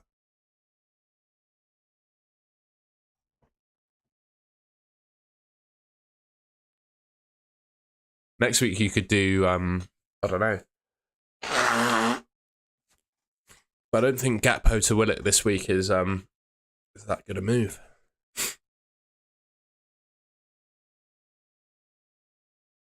De Bruyne maybe, but then I think he plays it again. Obviously, he's going to start against Madrid. And then I think that means he probably doesn't, one of those double game week games, he doesn't start. So Gakpo starts defensive. Do you think he's going to play in defence? What do you mean by that, Ben? I'm intrigued.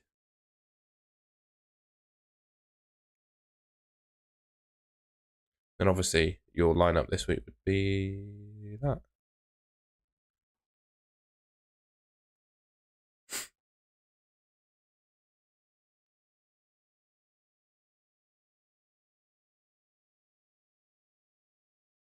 I think that's fine, mate.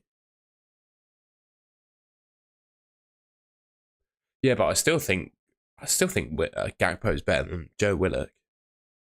I think Joe Willock is the best of the Newcastle midfielders, don't get me wrong, but look at the rest of the fixtures. He's got Leicester, I think he's going to play, and it's Leicester, they're terrible. Villa and Southampton, like, I think he's going to be fine. I think just get yourself through this week with this team, and then if you want to take hits for your bench boost, do it next week when you know the score, because Rashford could be out next week, and then I just feel like I wouldn't take a hit with this team this week. I would just leave it. And then if you want a bench boost next week, then take your hits then. Because the last thing you want to do is take a hit to bring in a player that gets injured. Because whether you take a hit this week or a hit next week, it costs you the same point. So that's how I would do it.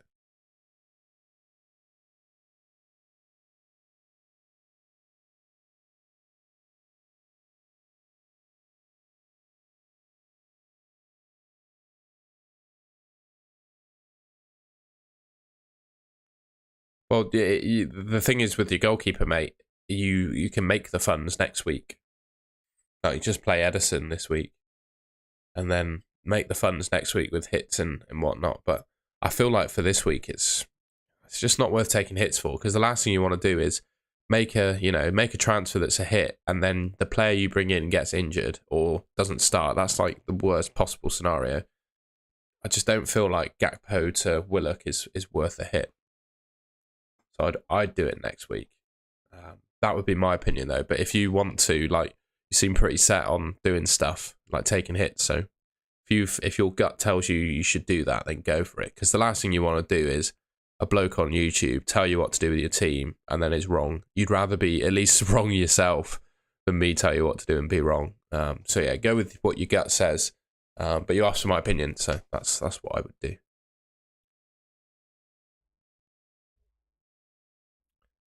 Zayn Zen FC.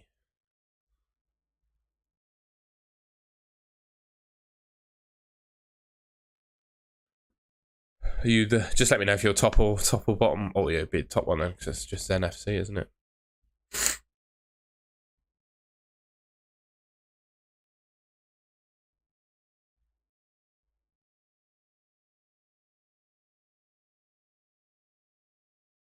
Zayn Zen, have you made any transfers to your team so far? Because this team will be your team at the deadline last week, so it won't be what your team looks like now if you've made any moves. So let me know if you've made any, and if you've not, I'll suggest some for you with your 2 frees.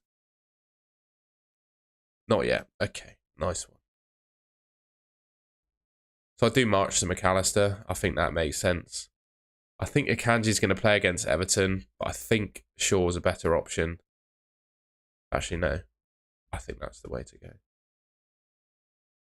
And then probably that. Probably that. That's probably how I'd line you up. 1 free. Oh, you also don't have a Newcastle boy.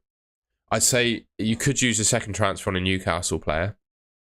I just got a feeling about Watkins against Spurs. I think he can do well. And if you're confident in Captain McAllister and Mitoma, then go for it. But if you're not, then I do Watkins to Isak as well with your second free.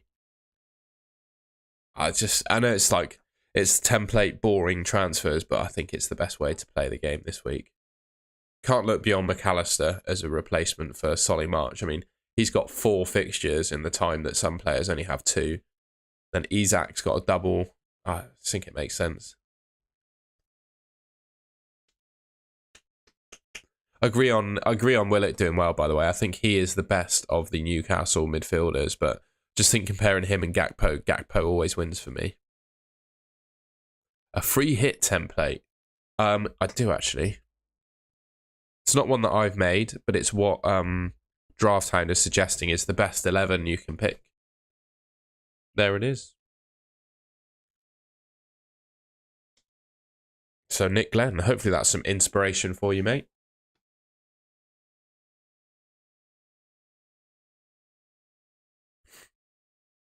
The 2 best goalkeepers in the game this week are Pope and Steele, but it's obviously already tripled up on Brighton and Newcastle. So, yeah, that's what it's suggesting. Top 3 captain, I think I can't look beyond just the normal expected points, really. We'll have a look what it says.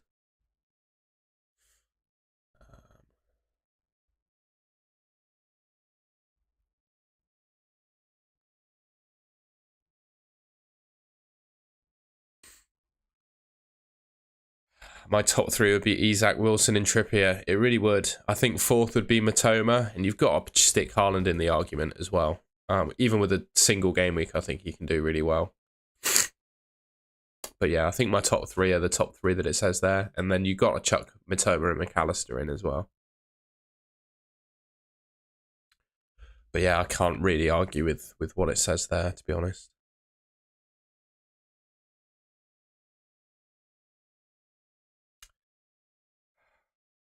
Alvarez is a funny one, right? Because I'm thinking about it. Because if you look at I'm not going to bring him in this week, but I was thinking for next week, could I bring him in for Watkins? So looking at the fixtures, I think Alvarez is going to play today. So that means you get him against, where's Man City? You get him against Everton. And then I don't think he starts against Madrid, which makes me think he'll start in the Chelsea game. Probably get limited minutes. And there's a chance he could start against Brighton. So I think with Alvarez, he's going to play this game week and then one fixture in 37. And is that enough to make you keep him till the end of the season? I mean, you compare him to like the likes of Watkins, he's going to play the same number of games. So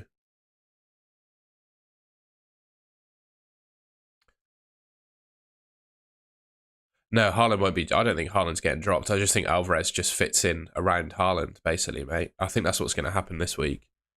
So if you look at the predicted Man City lineups,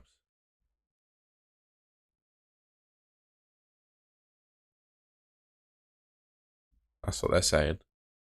I agree with this predicted lineup as well, by the way. This is how I think City will line up. Get the screen up again. That's how I think they play.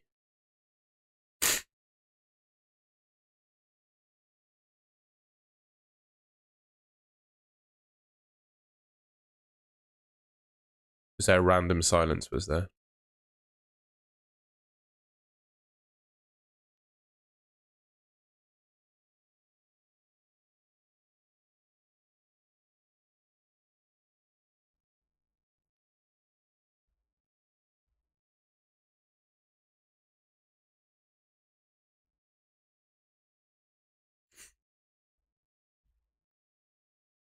And yeah, so this account is Jump the Wave on Twitter. Yeah, you can see it all.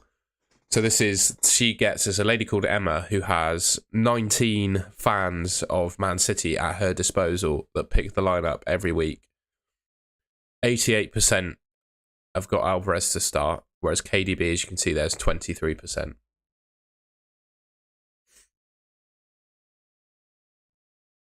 Justice for Ortega. Honestly, like when he kept that clean sheet against West Ham, I thought it was West Ham, wasn't it? I thought he'd be in the team instead of Edison, to be honest. He probably should be. Oh,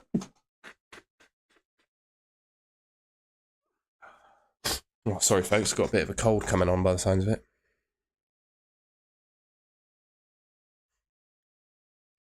You got any news? I think it's probably a bit early for news.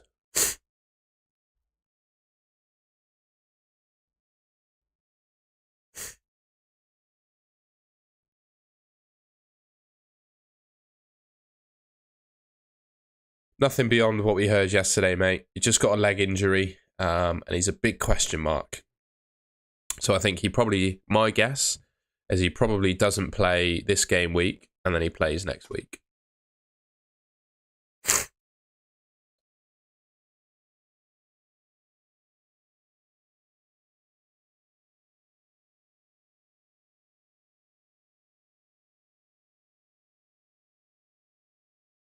March is done, mate. He's done a hammy, so he's definitely out this week. And to be honest, I think he's done for the season.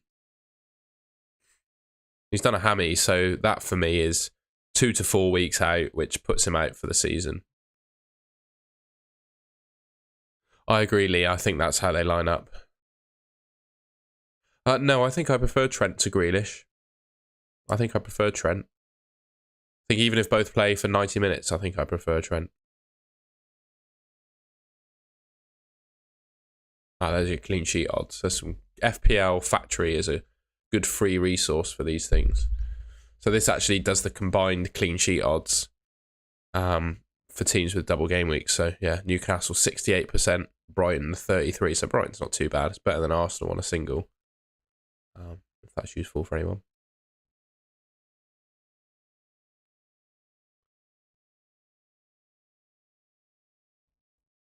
Give them a like because I find their stats really useful.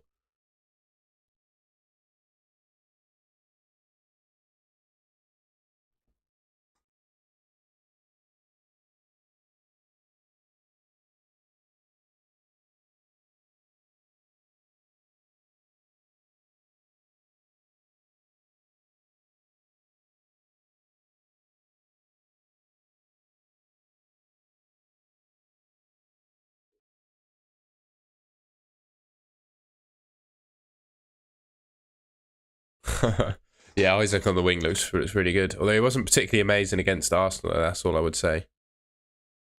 He didn't look amazing against Arsenal. But Arsenal are obviously Arsenal, so yeah. Big man, Bakkar's convinced me to do that, by the way.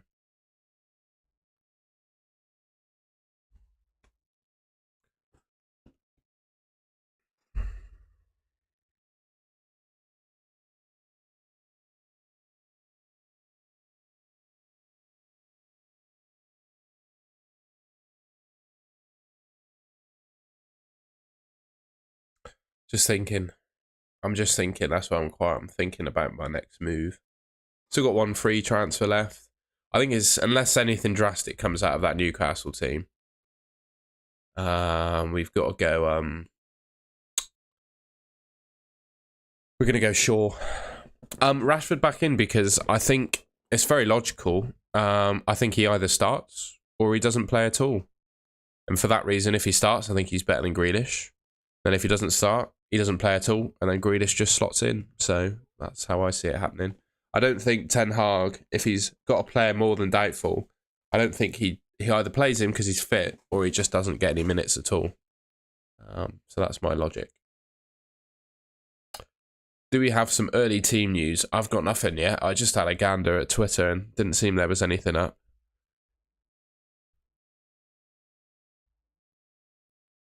There was one account that leaked early Man City team news last week and was correct. I'm going to go back and find it. FPL South. All right. Trolling big man Bakarfa, trying to grow his Instagram.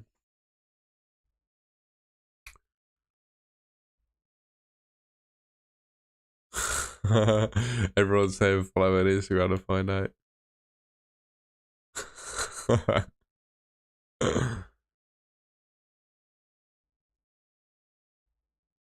Planning on selling Greenwood for Alvarez and Raya for Iverson. 10 double game week players with all 3 Newcastle players holding bench.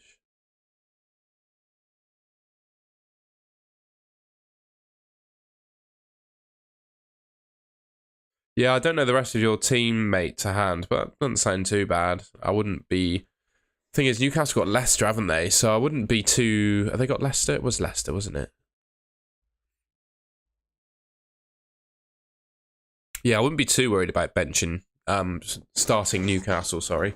Leicester at home is a very good fixture for scoring goals at least, so I don't mind that.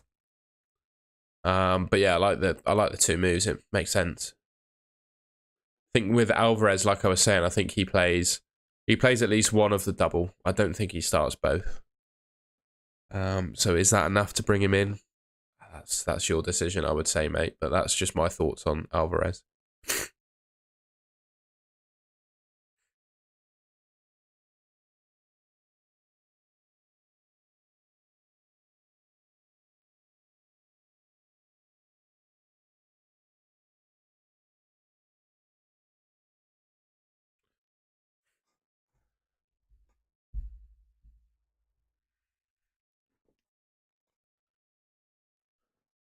$40 minutes to go. We should hopefully have some team news in about 20 minutes' time with a bit of luck. I'm not saying I'm going to actually get it. I have no insider sources at all, but we can scroll Twitter and find it together. I'm sure I'll be privy to it pretty quickly. Someone will forward the message to me.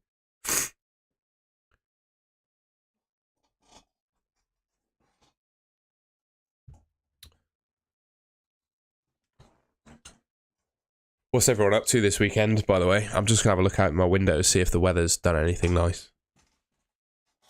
Because they said it'd be 21 degrees in Bristol today, but it's cloudy at the moment and not particularly nice at all, so...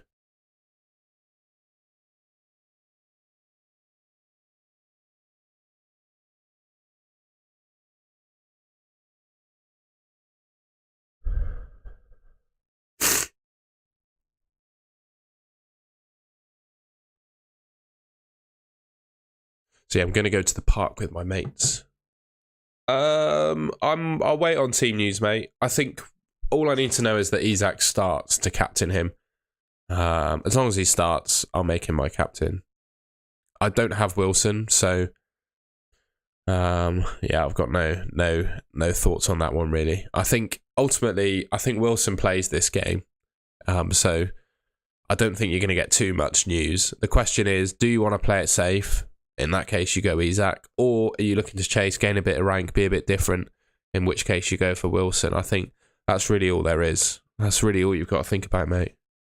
Yeah, Lee, I've got the Liverpool team for you.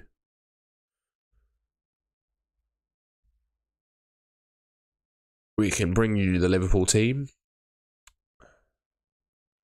There's a prediction of it.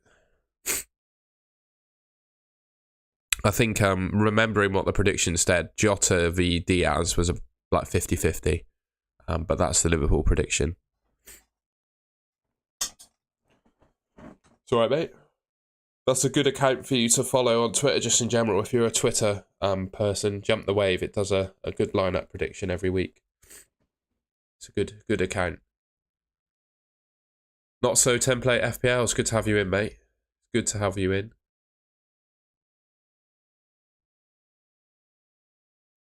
I've really enjoyed your videos this week, by the way. Your graphics and stuff they're coming on and on. They're looking really good.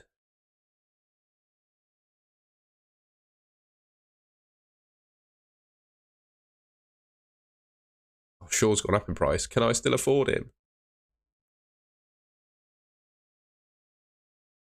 You could do Jota to Isak, although Jota's going to play. By the looks of it.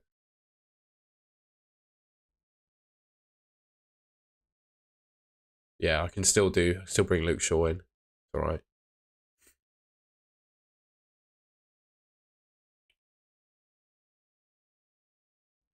All right, let's see Chilwell's injury a second. Is he out for the season? If he is, I'm taking him out because he's worth more than Zinchenko.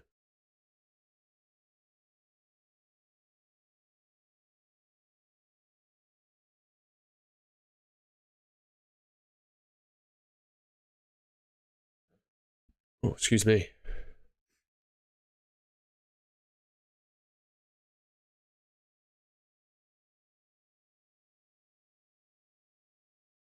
Oh, Chelsea fans are not liking Ben Chilwell then, by the looks of it.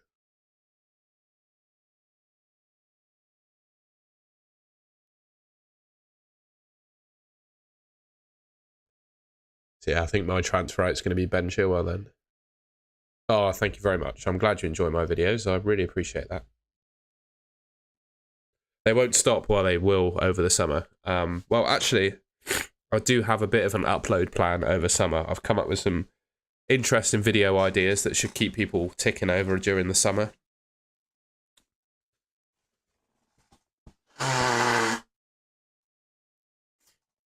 excuse me. One of Wilson, Isak start today. We play better with one of them. Ooh, interesting. So I guess I didn't know you were a Newcastle fan. So yeah, I think personally it will be the team. Was it Lee that suggested it? Yeah. Isak and Wilson together with Isak on the wing.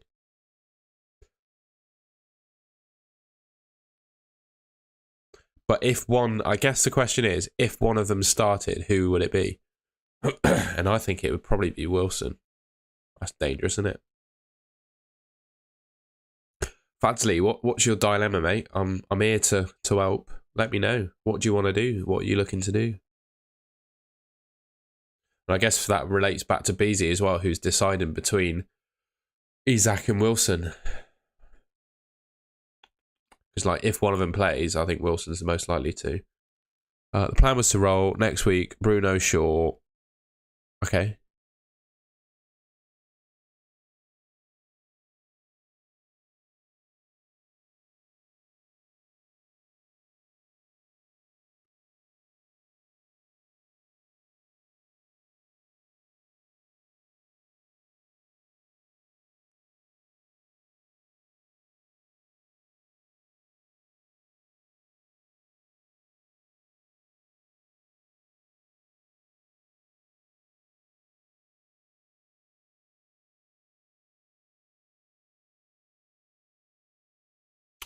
Just thinking about what you said to me there, Fadsley.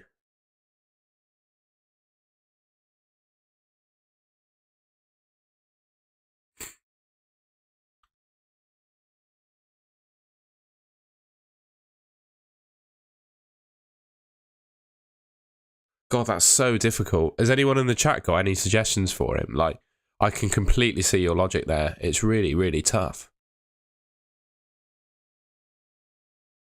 I think with the fact that this week is a double game week, you don't want 10 players, especially if you're not tripled up on Brighton. I gotta say though, I think I would just do March to McAllister this week. And then you've got 11, and then just use your transfers next week for the double. I know it sounds really simple, but for me, I wouldn't be taking massive hits this week. I think I would just, if you've got 2 frees for next week, I'd just, you've already got McAllister and Matoma. I see. If you did March to, rather than Gross, if you did March to like Joe Willock, who's 4.7 million, does that help you? Save you probably having to do Pope out.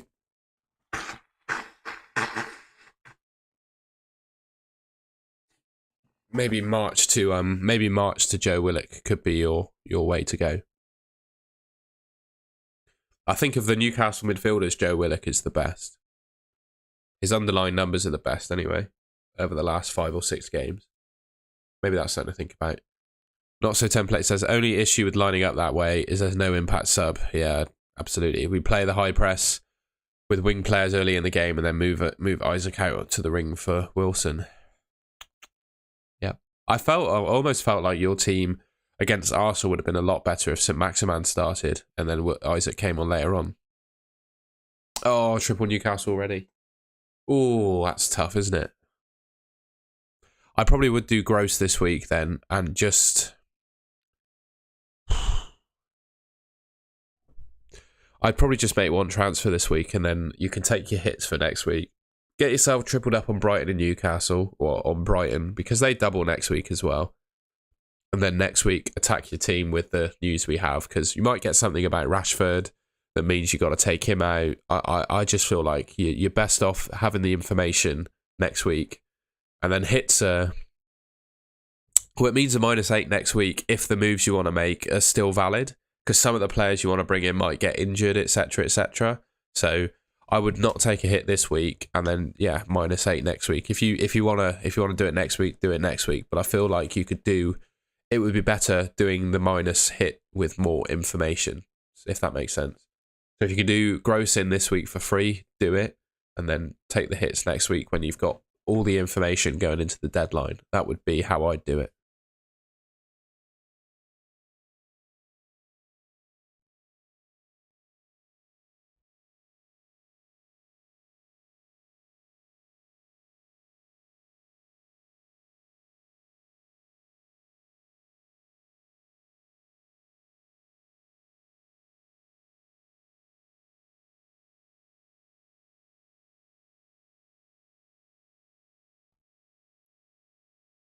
Yeah, that's what I mean, not so template. So I think if he did March to Gross, he has 11, unless he only has 10, and then don't know what the rest of your team says.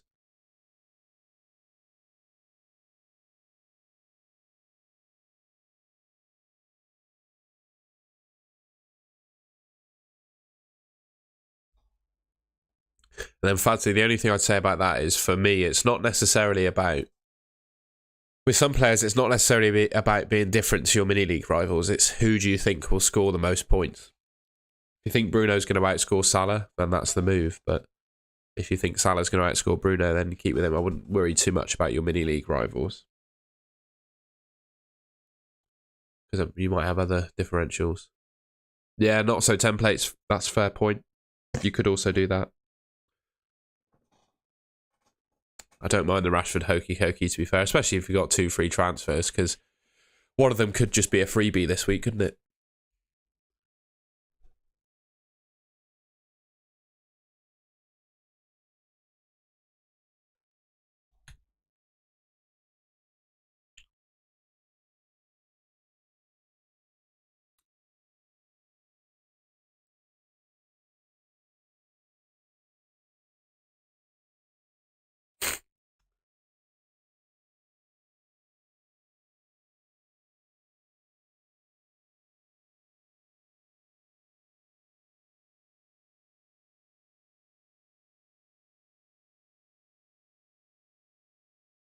Plans with the channel next season, mate. I'm just gonna try and make things better and better, really. I'll see what I can do over the summer. I might have a little like revamp of the graphics and stuff. But to be honest, I don't mean to sound cocky, but I quite like the position that my graphics are in at the moment. I think they look decent. I don't feel like there's too much I can do to improve them. I'll have a look to see how I can improve the thumbnails.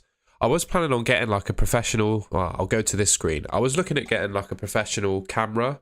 Like a DSLR job, but I don't know if you can see the light that I've got. I've got like a professional light now, if you can see that. There you go. Cost me 50 quid on Amazon. It's really decent, and to be honest, it makes the camera look quite good. So I'm not sure I need to go pro with that. I was planning on doing that, but not too sure anymore. Other than that, mate, I'm just going to continue doing what I'm doing, basically. Deadline streams every weekend. 3 or 4 videos a week, Sky Fantasy Football podcast. Just going to keep going. Yeah, over the summer I'll make a few like FPL videos that are I'm going to use the word timeless to describe them, because when you make an FPL video, it goes out of date in about 3 days normally. But I'll make some like just general videos about it to keep things ticking over. Hopefully, get 1 a week of those out. But yeah, I don't know. Like, there's nothing too innovative I don't think I can do with my channel, really. Just going to keep doing what I'm doing. I think that's the way to go. And I'm just glad that people enjoy it, because I really enjoy making it.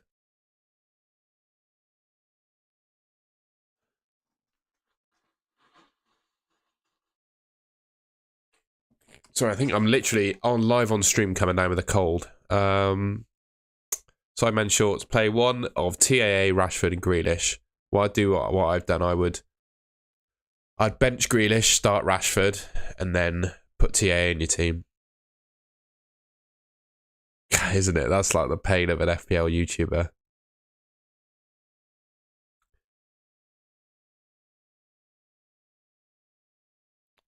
Morning, James. Brisky, Isaac or Wilson for Watkins? It depends. So, Brisky, if you're looking to protect your rank, Isaac. If you're looking to make gains, go for Wilson. And also, I'd wait until the pre-deadline potential team leaky news, because we've probably got about 10 minutes until that comes out, unless we've got some already. So I'm going to have a look on Twitter now.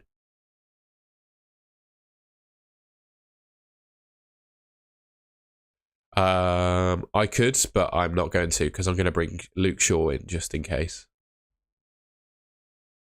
So I've still got 1 free transfer left. Fatally, I was thinking I'll just wait for the Newcastle news. But I was thinking of just bringing in Luke Shaw for Chilwell, and then I've got someone on my bench as cover if Rashford and Grealish don't play. I think that would be a sensible transfer to make.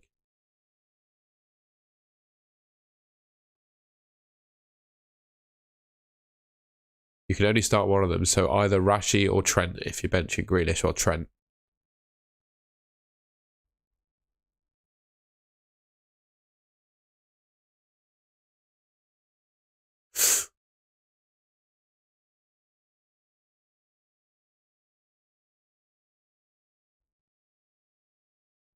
Nothing yet on the team news front.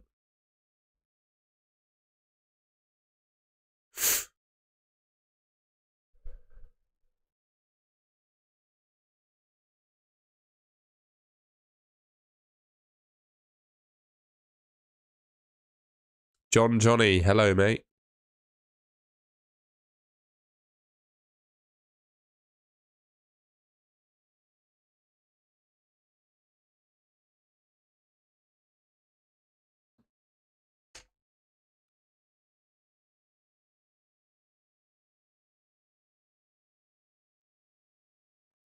There's Andrew Trait on my Twitter feed. This guy is an absolute legend, by the way. I'm glad he's blowing up. Hardest geezer is running the entire length of Africa. He's done a marathon a day for 21 days now. And he's made it into... So he started in Cape Town, or what's... I don't know, the southernmost point in South Africa. And he's into Namibia now. It's absolutely amazing. No team news yet. Fair enough, Brisky, if that's how you feel. I've got no opinion on the matter, really, to be honest. I think in terms of their goal scoring likeliness, I think they're both even across the double. Varane could play. Yeah, absolutely. He's back fit. The question is, does he get in straight away? I'm not sure. I think Man United defensively have been all right. I think it's just mistakes that have meant they're conceding goals. So I don't think they desperately need to shoehorn Varane in. And I think Ten Hag will take it easy. Probably bench him and then play him in 37. So, yeah, for me, I wouldn't be desperate. I think Shaw's going to play regardless of whether Varane does, though. I don't know why I'm looking at that team. That's my team.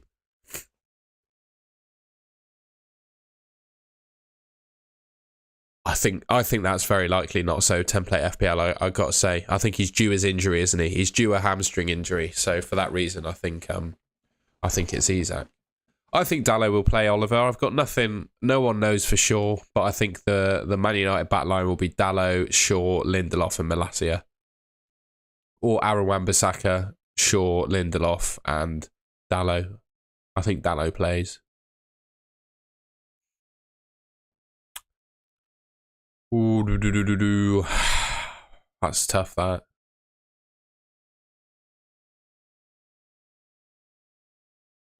I don't think Isaac is as injury prone as Callum Wilson is. I think Isak's injury this season is not. It's not like a regular occurring one. It's not so template FPL will tell you. Callum Wilson has got hamstrings made of cheese. So I don't think Isaac is necessarily as injury prone as Wilson is. John is captain Salah. Blimey. John Gerakos, I didn't answer his question. Oh, I'm not sure. I think I'd take a -4 for McAllister because he's got a double next week as well.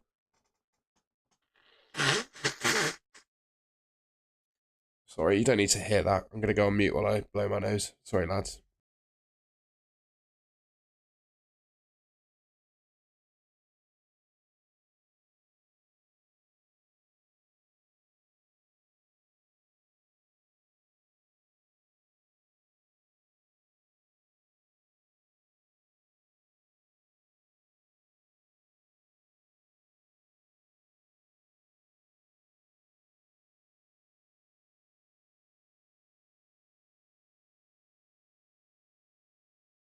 I won't be a second, folks. I'm just going to go and grab a tissue.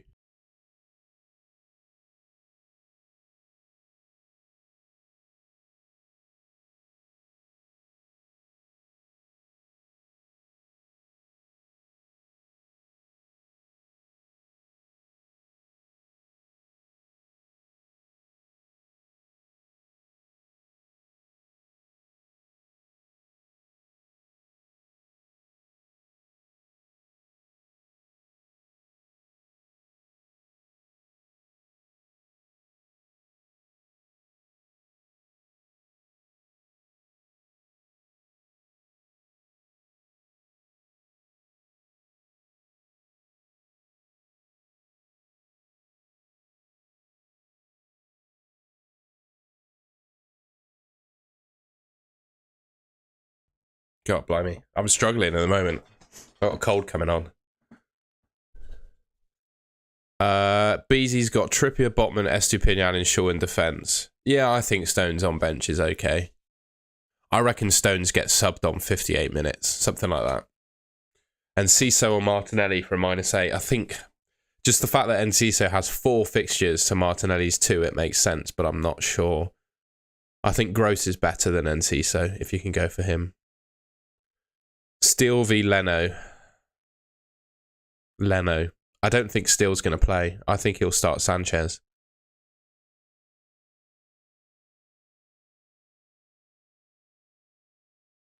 I think Oliver Ray, that's absolutely fine. Wilson's the one to go for if you're chasing. Fair enough on Stones. I also think, though, don't you think Everton would be pretty good at defending set pieces? It's a Sean Dyche team with Tarkovsky and big boys in the team. I think they'd be fine. Why? From what context are you asking that question, Brisky? Are you looking to buy him, sell him, bench him? I would start Alisson, I think. Ooh, Steele or Alisson. That's tough, isn't it? I said Alisson, but I think Leicester will score. I'd start Steele. I personally don't think Steele will play, but if he doesn't play, that means Alisson just comes in. So I think I'd start Steele.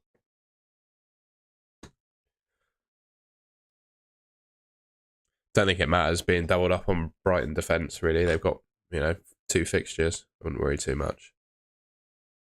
Hopefully the Everton game is just an absolute shock for them. March out for Martinelli. Maybe, although I just think I prefer Pascal Gross. The only reason I'm starting Rashford is because I think Rashford, he either starts with what Ten Hag said, or he doesn't get any minutes at all. I don't think there's an in-between where he appears and gets a few minutes. I either think he starts or he's just not in the squad. And if he's not in the squad, Grealish comes in. And if he starts, he starts. Brilliant. I've got Rashford starting. That's my thoughts. Rather than random player, I'm going to say Mitrovic because his ban's over this week.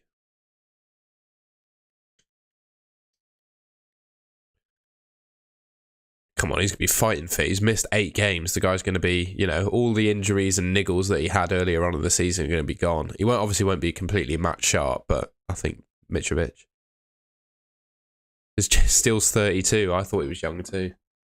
I didn't realise that.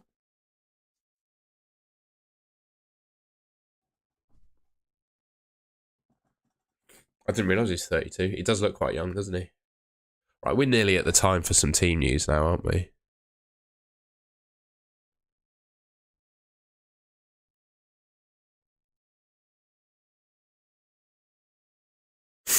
No, my point side men is he won't even be on the bench. It just won't be in the squad. I think Rashford either starts for Man United or he's not even in the squad, as I don't think there's an in-between. So Ten Hag said this.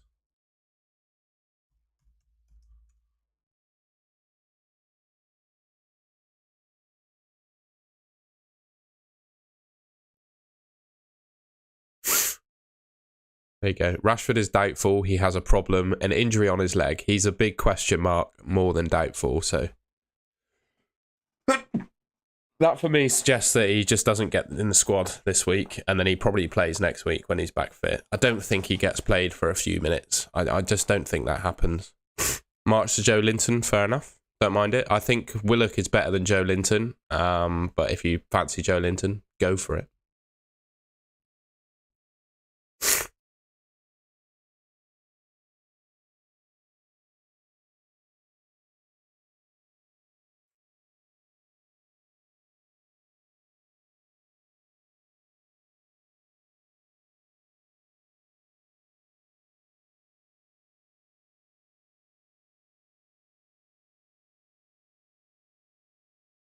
Willock has the best underlying numbers, like expected goal involvements, of the Newcastle midfielders over the next 5 weeks.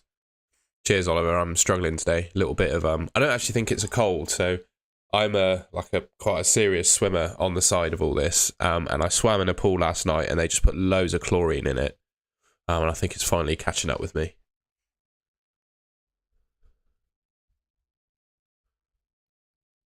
I think most of the swimmers last night were struggling, to be fair. And it's catching up with me today.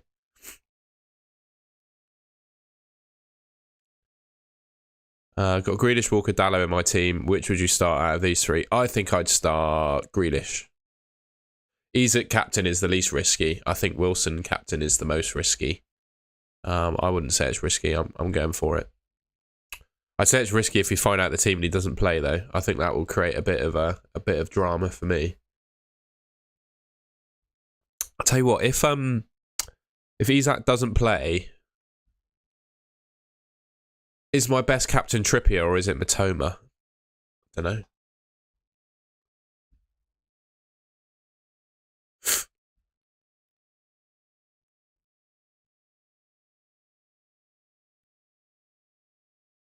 Not Trippier. Watch him score 30 points.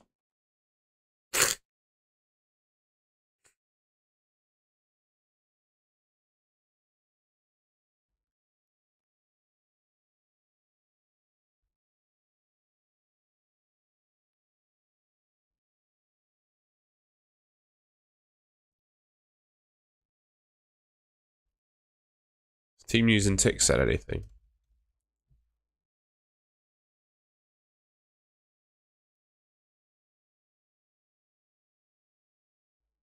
Yeah.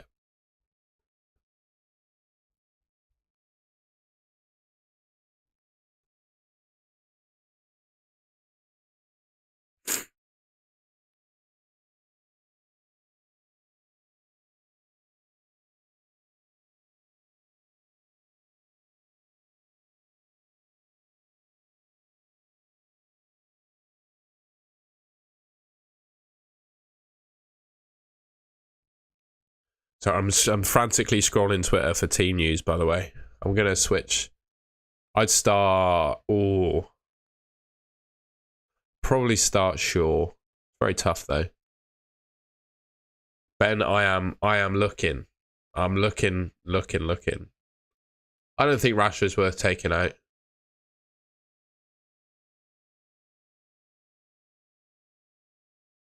I don't think Rashford's worth taking out. I think he starts next week.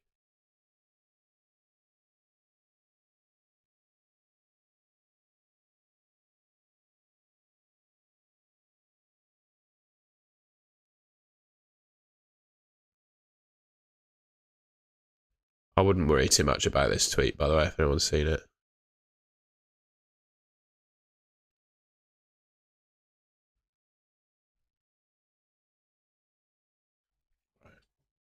I'm just going to check my messages. I don't think anything crazy's happened.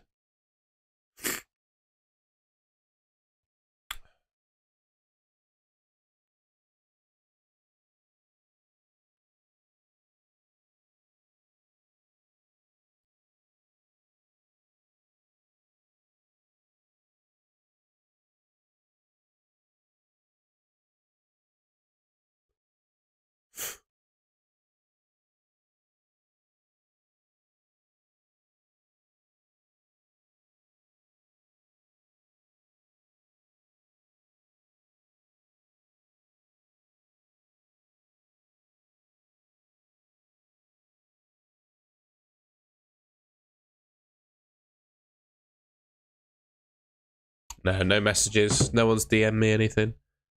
Can't do Joe Linton. What about Willock? I don't know why I'm saying that. I think that's what they should do. Not so template. I think you just make the game so much better.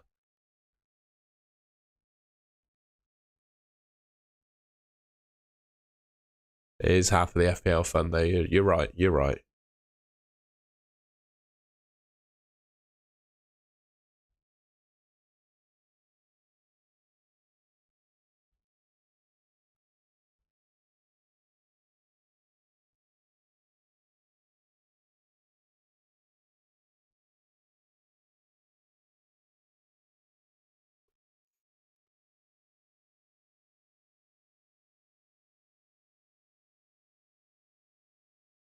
How long before I lock in Isaac? He's locked in at the moment. We'll see on the lineups, mate. We'll see on the lineups. It depends when we get the leak. If there is one.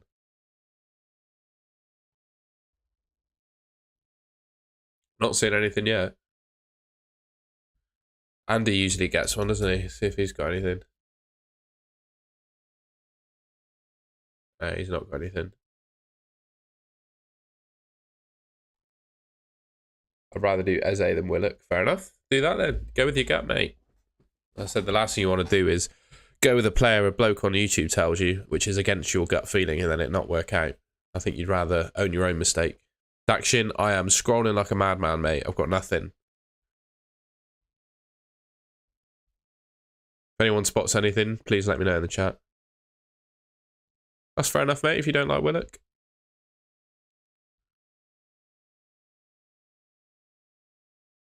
You are jinxing it.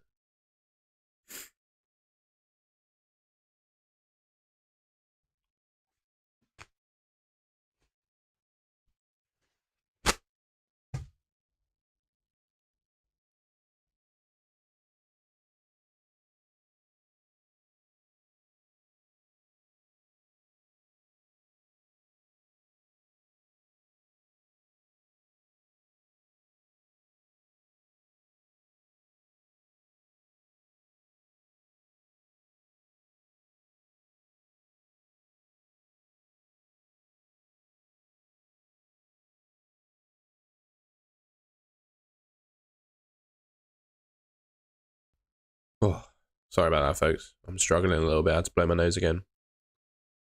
Barmy Army, I'd like to see your team, but we've got 9 minutes until the deadline and expecting some Newcastle team news. So I'm gonna focus on that if that's okay, because I think everyone wants to know what's happening with the Newcastle team. I would, if your gut says you want to go Eze, do it. Or Lee's done Jota to Isak. Hopefully the Newcastle news is kind for you, mate. I think that's fair enough.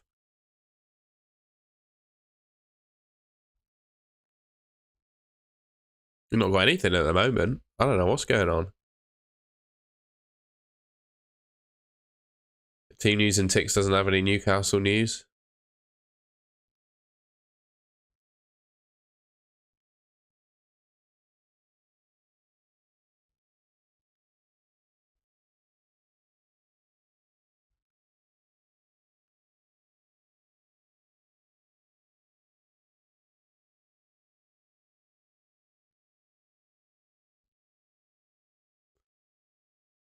I go Wolves isn't away, by the way. It's at Old Trafford, so I go for De Gea. Yeah, I go De Gea. Watch that bite me as well. I'm scrolling.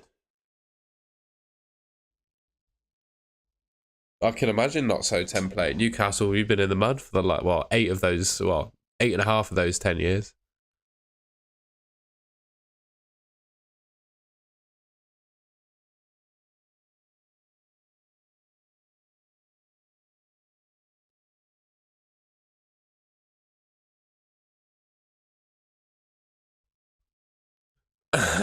Lee, it's always the way. Sod's law in FPL, isn't it?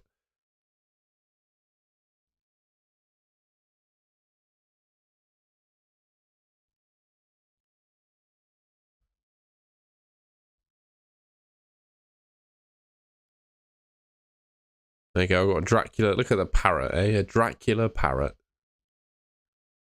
What a weird looking bird.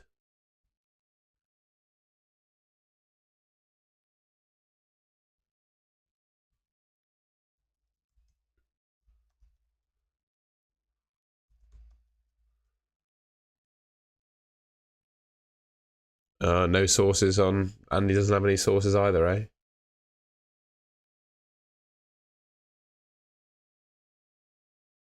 I agree, not so template. I think that's what I said in my prediction as well, quickly. Yeah, I think you win that 3-1.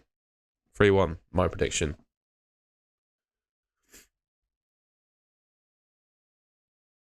We're scrolling. We're scrolling. I got nothing. Did he tweet that, did he? I haven't tweeted that. I must have said it on his stream.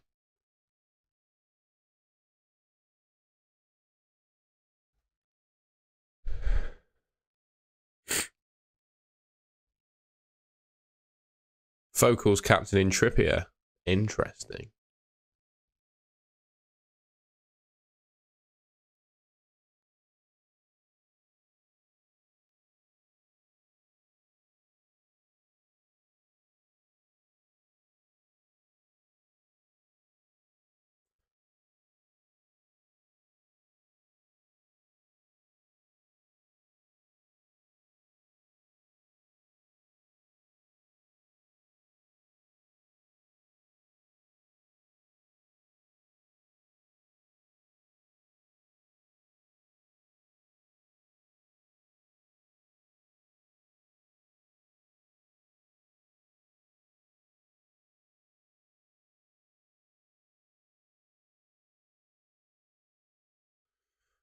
No, I've got nothing.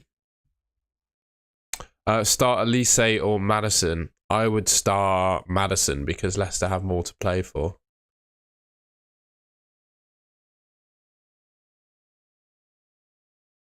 Murphy, yeah, I think quite a lot of those midfielders from Newcastle are, to be honest.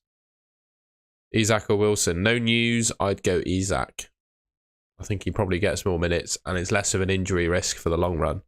I think Wilson's got an injury in him up until the end of the season, whereas Isak will probably play all the games or not be injured. Start Grealish or Dalot. I would probably start Jack Grealish.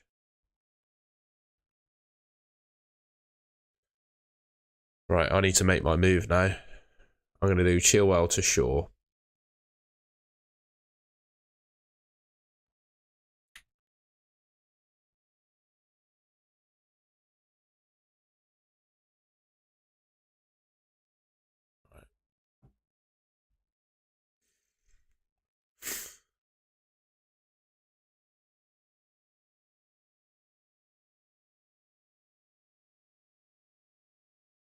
I'm going to do my fan team quickly. I'm going to do it on my phone because I can't.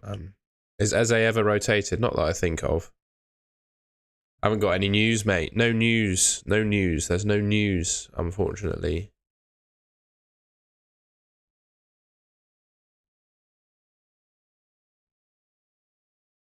No news.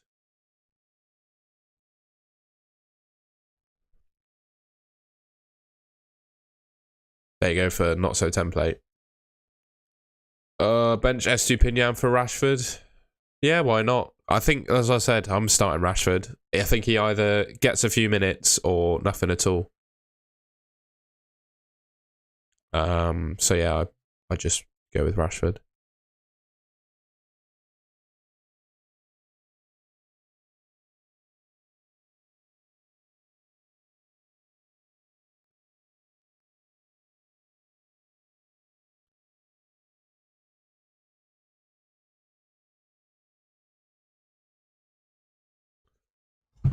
So I was just doing my fan team then.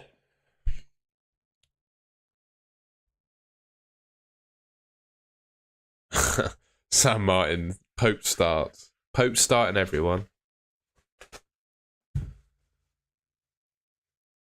Be funny if he doesn't.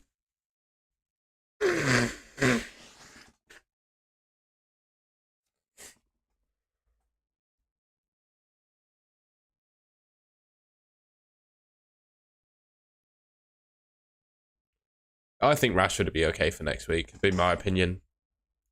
But I at least think we don't need to worry about that this week. I think we can just wait. Just wait.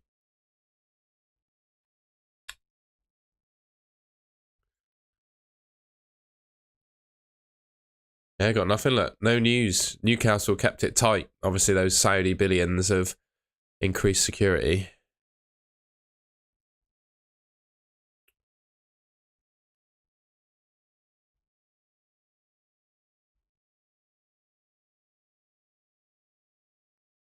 Switching all the accounts.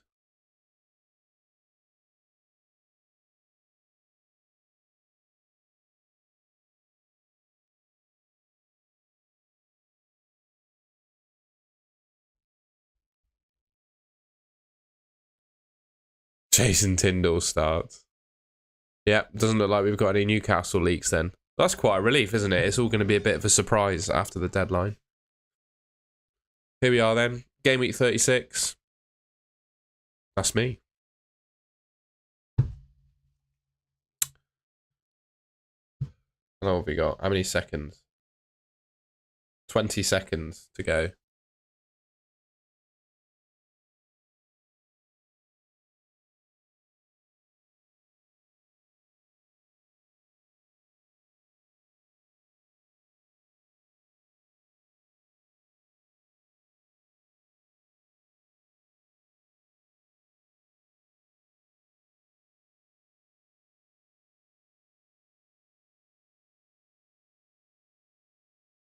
That's it. Deadline has struck. Deadline has struck. Thank you so much, everyone, for tuning in. A special shout out to BZ for becoming the first of the Golden Goal heroes. I've offering a little membership job now, so if anyone wants early access to my videos or like a priority in the order of me looking at people's teams in Draft Hound, have a look at becoming a Golden Goal hero. And also, I'm new to this game, right? This is the first time I've done this, so I'm also open to ideas of other benefits I can give you if you become a member. Like, yeah, we work together on this kind of thing. But yeah, I appreciate everyone joining the stream. It's been really fun this morning. I'm going to go to the gym now to get a workout in. Got to do some lifting alongside all my swimming, so I have to get a lift in today. If you enjoyed the stream, please leave me a like rating. Pray to God Isaac starts. I'm with you there, Beezy. Hopefully he starts. Thank you, Not So Template FPL. And thank you to, obviously, it's Beezy that did it, not me. So thank you, Beezy. And yeah, subscribe if you've not already. And I'll see you in the video. I think I'm going to upload. Beezy will probably see it tonight, but I'll upload tomorrow morning. So yeah, cheers everyone, and I will catch you later. I'm going to cue the music. Hang on, where's the music? Here's the music. Peace.